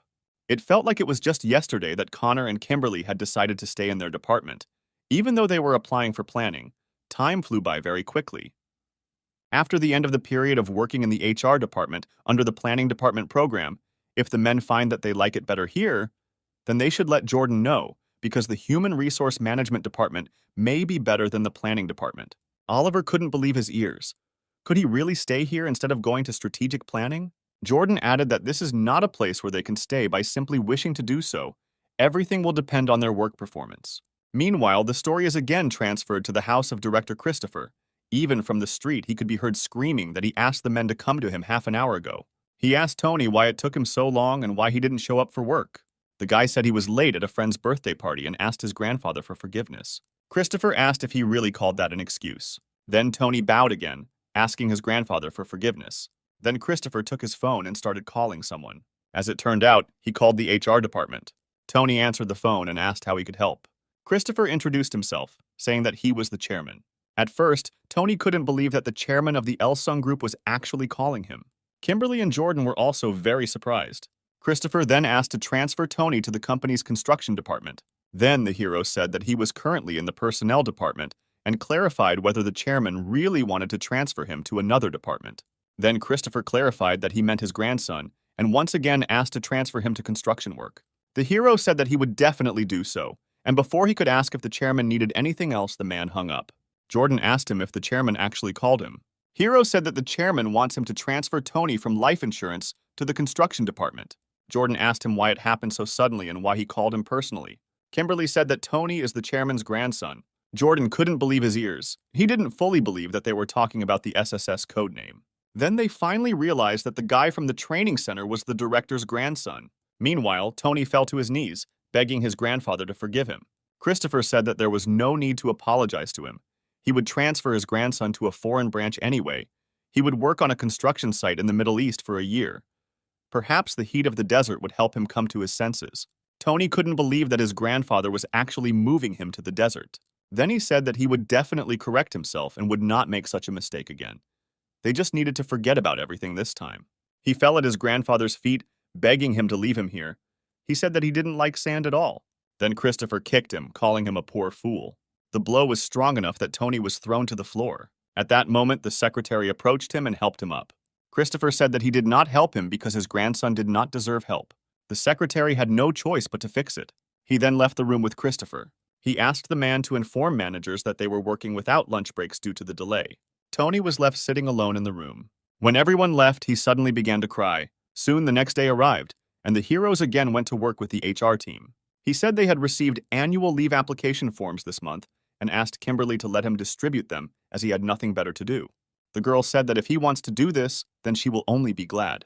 Thus, the hero got to work. The girl noted to herself that Tony is a person who looks for and completes tasks on his own. Then she noticed that Oliver had gone out for a smoke break again, apparently something he was doing more often than not. At this point, Tony noticed an error in the paperwork. He called someone and said that there was an error on the form, so he wanted to ask permission to correct it. His interlocutor thanked the young man for his attentiveness. At that moment, a man in a suit and glasses entered the office. Tony immediately stood up from his seat, greeting the man and asking how he could help him. The man said he was Donald from the university's career support team. He had come to discuss a business partnership and asked where he could find Connor's manager.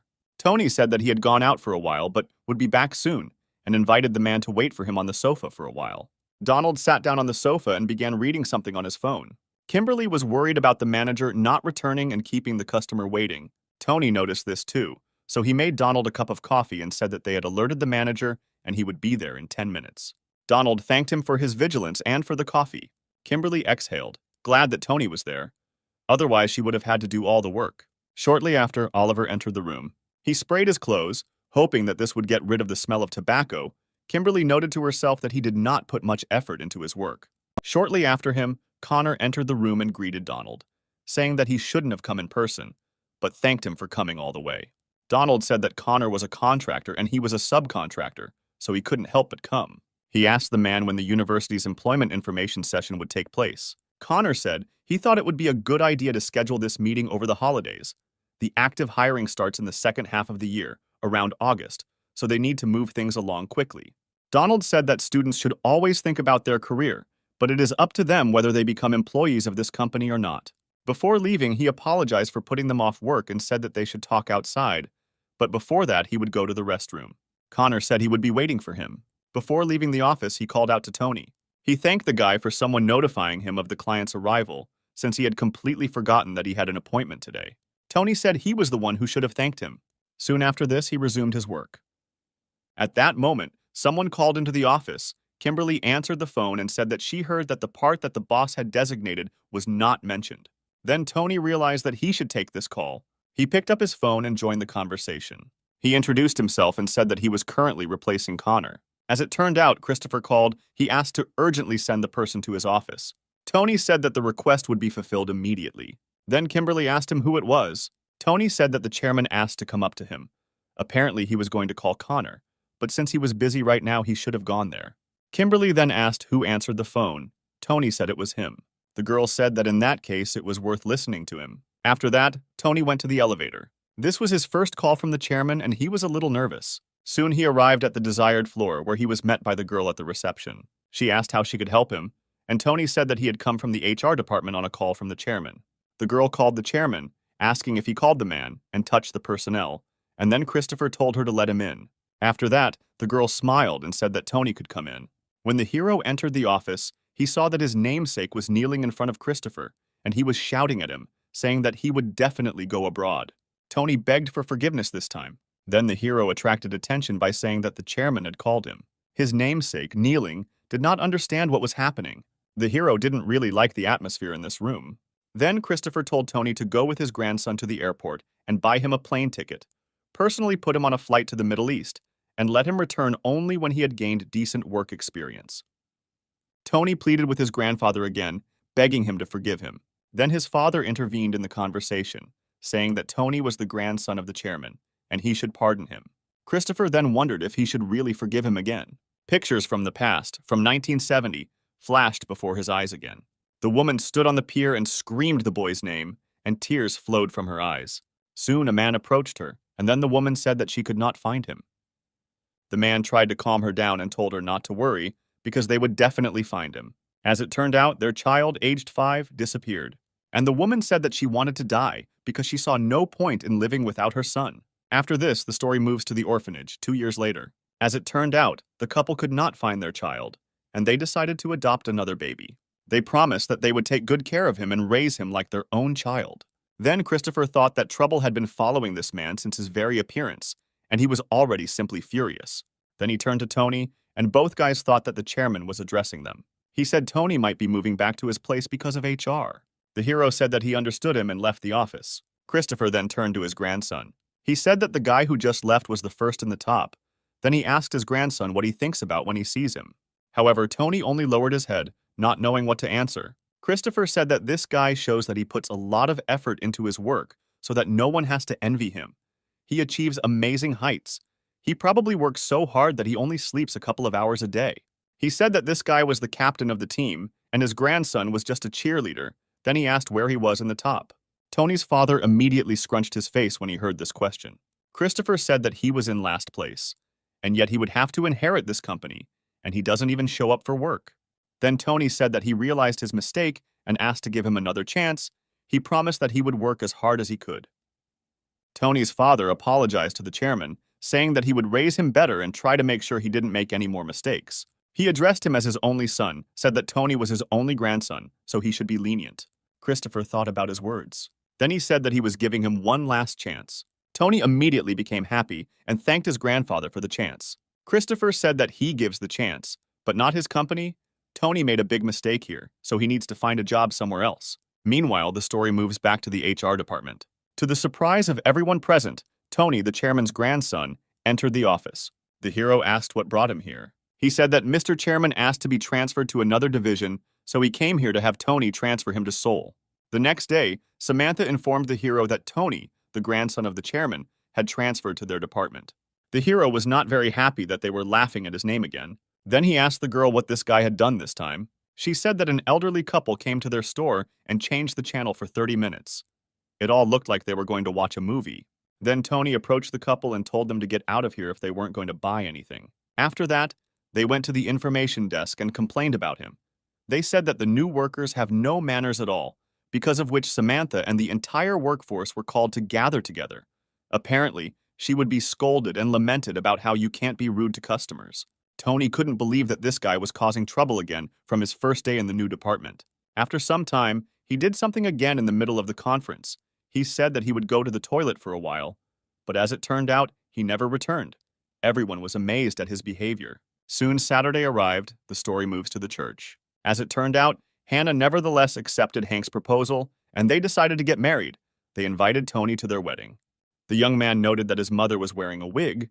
Then the woman asked if she really looked too strange in it.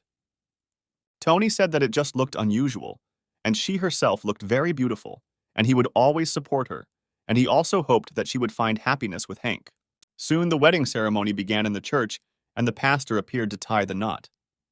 He wished that their love would grow and their relationship would develop favorably. Tony noted that it was a single guest wedding, but that's what his mom and Hank wanted. Hank vowed to give his all to the marriage, just like when he confessed feelings he had been holding for a long time. Hannah agreed to give all her love to her husband, because heaven does not often give a second chance to find your person.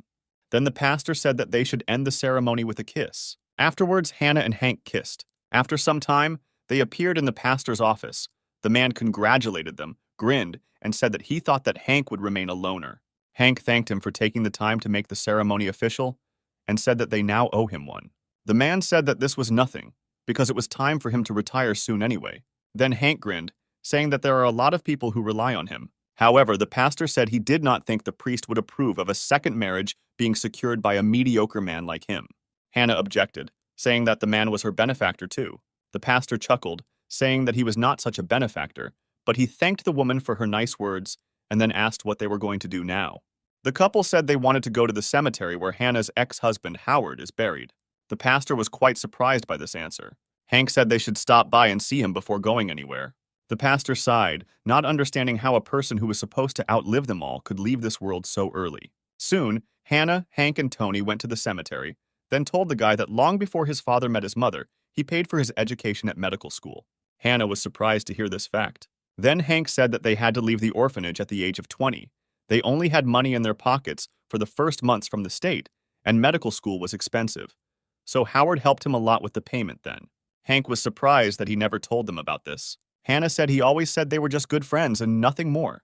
Then Tony wondered how his father was doing now. Soon they arrived at the cemetery. Hank knelt near Howard's grave and said that he married Hannah. He said that it seemed like heaven itself was wishing them a happy life.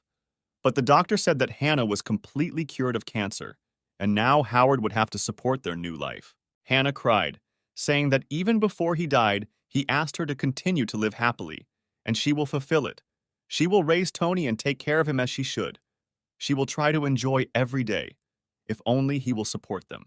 Tony thought to himself that he would do everything possible to make his dad proud of his son, and then thanked him for everything. Now later, the hero said that it was time for him to go. His mother asked him to stay and have dinner together before he left.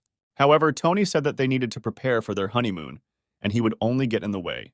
He said goodbye to his mother and Hank and asked them to take care of themselves. On Monday morning, he returned to work at the company. He brought a spare amplifier just in case. Connor met him in the parking lot and asked if he was ready. Tony said he loaded up the mic amplifier and 3 knobs. Connor said he shouldn't smile so much, An information conference about work and employment might seem like fun, especially since it would be his first event. But they had a busy schedule. They would need to hold it at several universities, and then they would see if he could.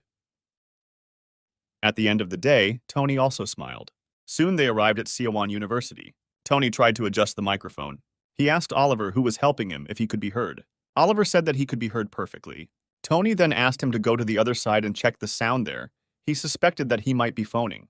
Oliver came to the other side, but he did not understand what it meant to foul. He then said in surprise that he heard Tony's voice twice. The hero said that this is what the word phone it means.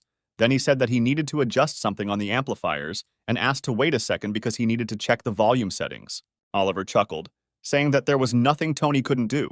While the hero was adjusting the equalizer, he thought about the fact that past experience is always useful. Then he decided to test the microphone again. He asked Oliver if the sound was better. Oliver said there is now no extraneous noise. Then the hero said that in that case he could go down. At that moment, Connor entered the hall and asked if everything was ready. Tony said they had everything set up, from the computer, video files, sound systems, microphones, to the entrance and exit arrangements, so the conference could begin. Connor smiled, saying it was quite impressive work. Soon the students arrived at the conference. Connor greeted them, saying that today there would be an information conference on employment at the Elsung Group. He said that this was their second visit to their university. The last one was a year ago, and he had already seen familiar faces here. Kimberly asked those who were here last year to raise their hands. One of those who raised their hands was a student wearing glasses and a green t-shirt. Then, the girl said that she remembered him and asked if he wanted to join the company in the first half of the year. The guy didn't say that he applied but didn't pass the test this year during the recruiting period. He wants to apply again. The girl said that the documents can be difficult the first time, but she wished him good luck next time. Then Connor said that if they didn't pass the paper stage, then someone must have passed them in terms of additional skills scores. Starting this year, the English proficiency test task will not be mandatory. These results will be accepted as additional skills, and bonus points are awarded for the test so that everything is fair. Work experience, even if in no way related to their field, will also be an advantage. Therefore, it is important to keep track of some points that will help with recruiting a sufficient number of analogs. Then the guy realized that he had failed precisely for this reason. He needed to use at least some additional achievements. Oliver said the seniors are quite experienced and work really well as a team. When the conference was over, Connor said it was time for them to pick up their equipment and head back to the company. After that, the four of them went back to the office. He said that the manager wants to entrust the conference to newcomers this week. Kimberly was surprised. She thought it was too early to give them such work. Connor said it looked like the manager wanted to test them in the conference room before moving forward. The results would certainly influence the estimate that would go to the strategic planning department. Tony then said that he would prepare everything for tomorrow, and Oliver said that he would do the same. However, he was surprised that this test overtook them so suddenly. The next day, Tony went to the HR conference room.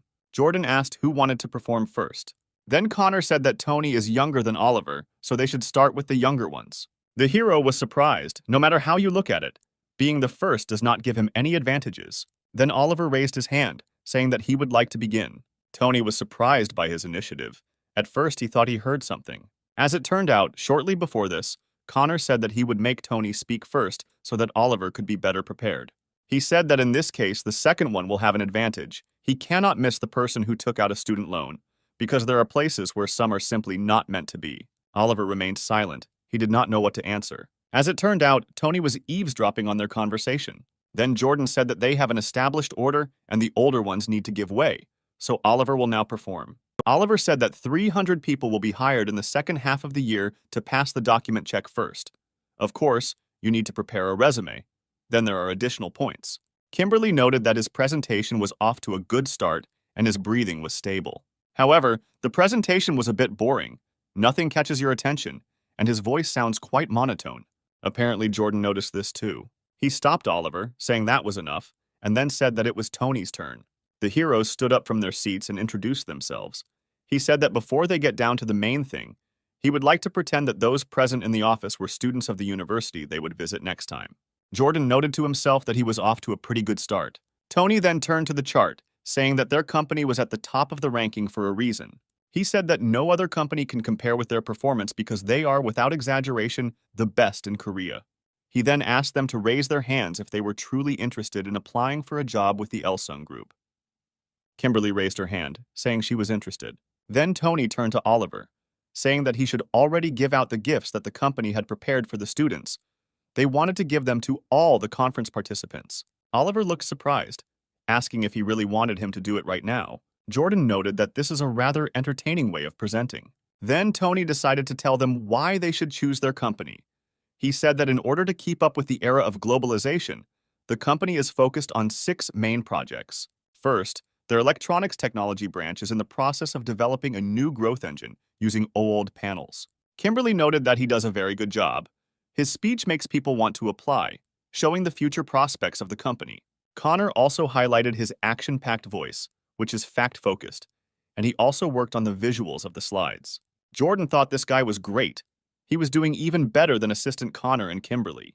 Then Connor suddenly stopped him, clarifying that Tony did not speak English that well. He then said that you can imagine that he is a foreigner and asks him something in English. Then he asked what Tony would do in such a situation. The hero was not at a loss and again turned to Oliver for help. Oliver was surprised that they wanted to force him to do something again. He then asked him to approach Mr. Connor and explain the hiring details to him in English. Jordan was extremely pleased with this method of solving the problem. Kimberly laughed, noting how cleverly he got out of the situation. Then Connor thought that the winner apparently had already been determined.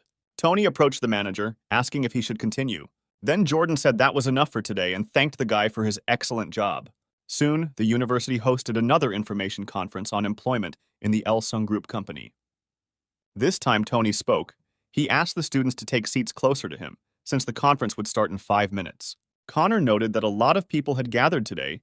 Donald said that the Elsung Group company is one of the largest companies in Korea, and of course people are interested in hearing about it.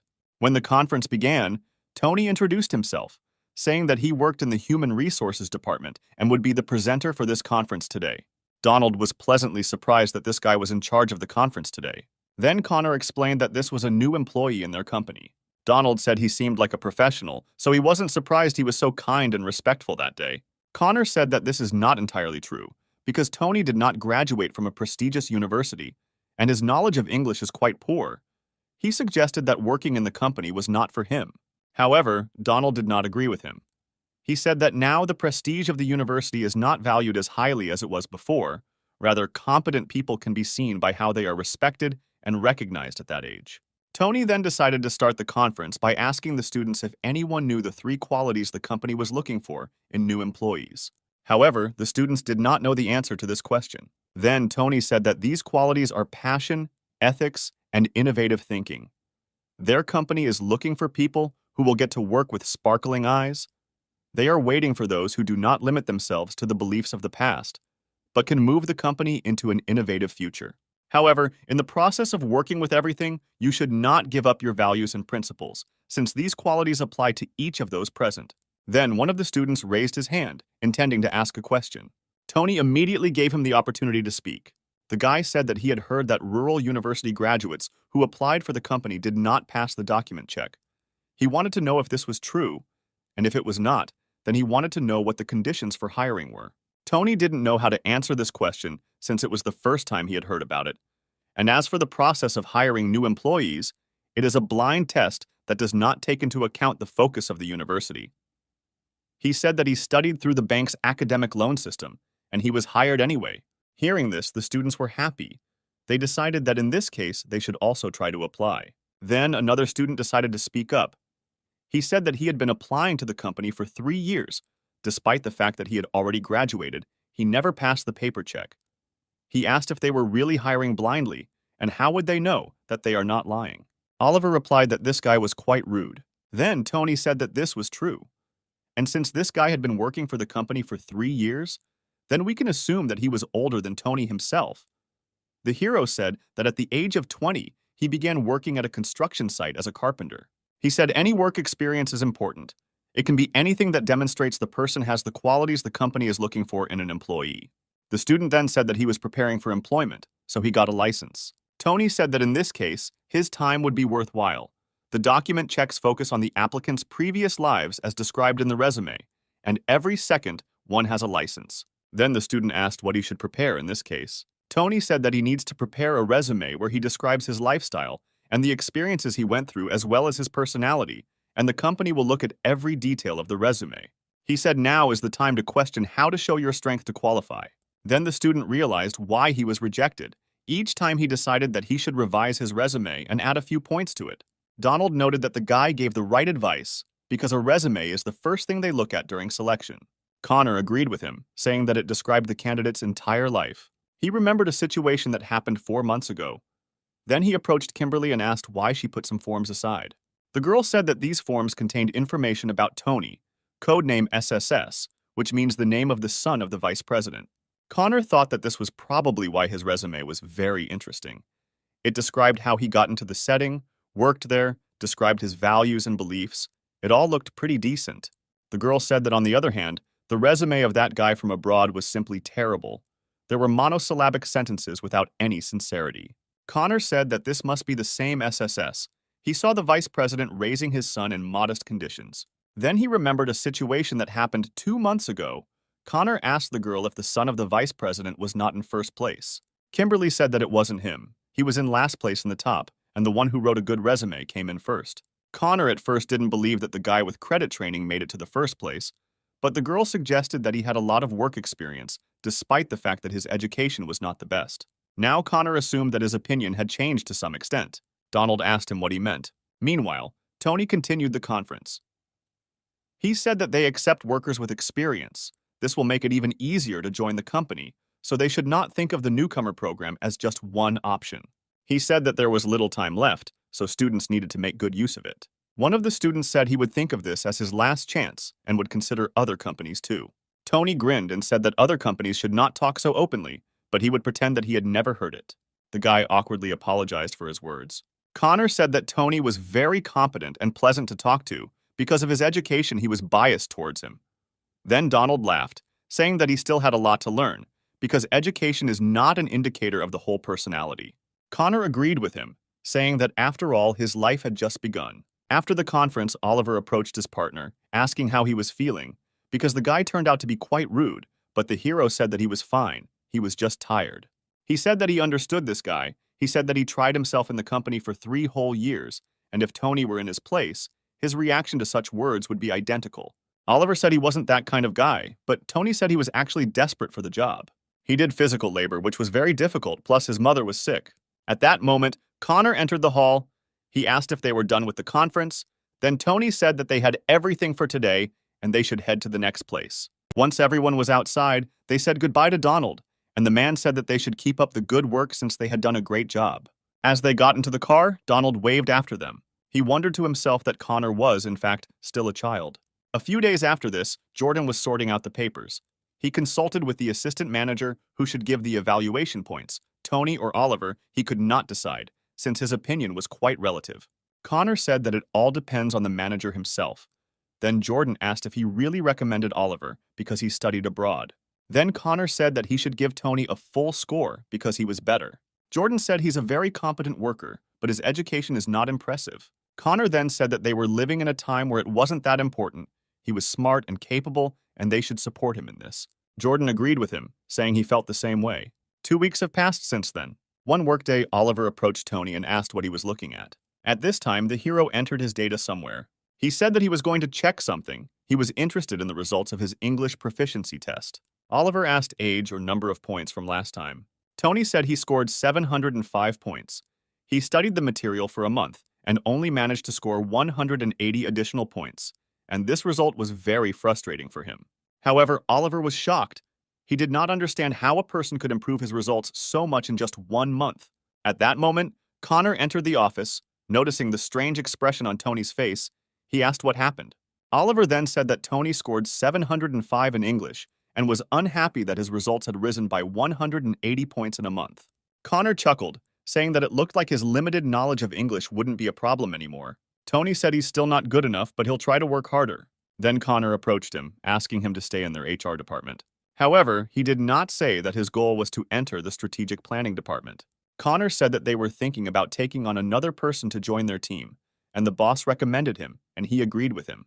Oliver is surprised to hear that there is an opening in HR and he offers it to Tony. Connor said that he couldn't say that the HR department is better than the strategic planning department, but they move up the career ladder faster than employees in other departments. Sometimes they are called to talk with the head of the company. This helps them keep track of work superiors. However, Tony apologized, saying that he wanted to give priority to the strategic planning department, even if it meant losing his position in the HR department. Connor said he was sorry to hear that, but he didn't want to pressure him into making this decision and asked if he was sure the point was that he wouldn't regret this decision later. Tony thanked the man for the offer, but he knew he couldn't accept it. Connor said it was okay, and if he didn't want to stay, there was nothing he could do about it. Oliver was a little upset that Connor didn't offer him the position. Connor then returned to Jordan and informed him that Tony had rejected his offer. Jordan was surprised that he refused, despite his words that he would hire him. He said that he had made the proposal twice, but Tony was adamant about moving to the strategic planning department. Jordan said that they seemed to be the only ones who treated him with attention. He didn't understand how a person with no knowledge of English could be so eager to plan. Then he asked Connor if he turned him down before or after he found out that you must score at least 700 points in the business English exam. Connor sighed tiredly and said that he had already received 705 points this month, so he didn't think they would be able to convince him. That evening, HR decided to organize a team dinner. Jordan praised all of his workers, saying they did a great job. He then turned to Tony, saying that he was very lucky since he offered him to stay in the department, but then reluctantly gave him 5 points and let him go free. Tony said he was sorry, but in the strategic planning department, he would be able to take full advantage of the skills he had acquired here.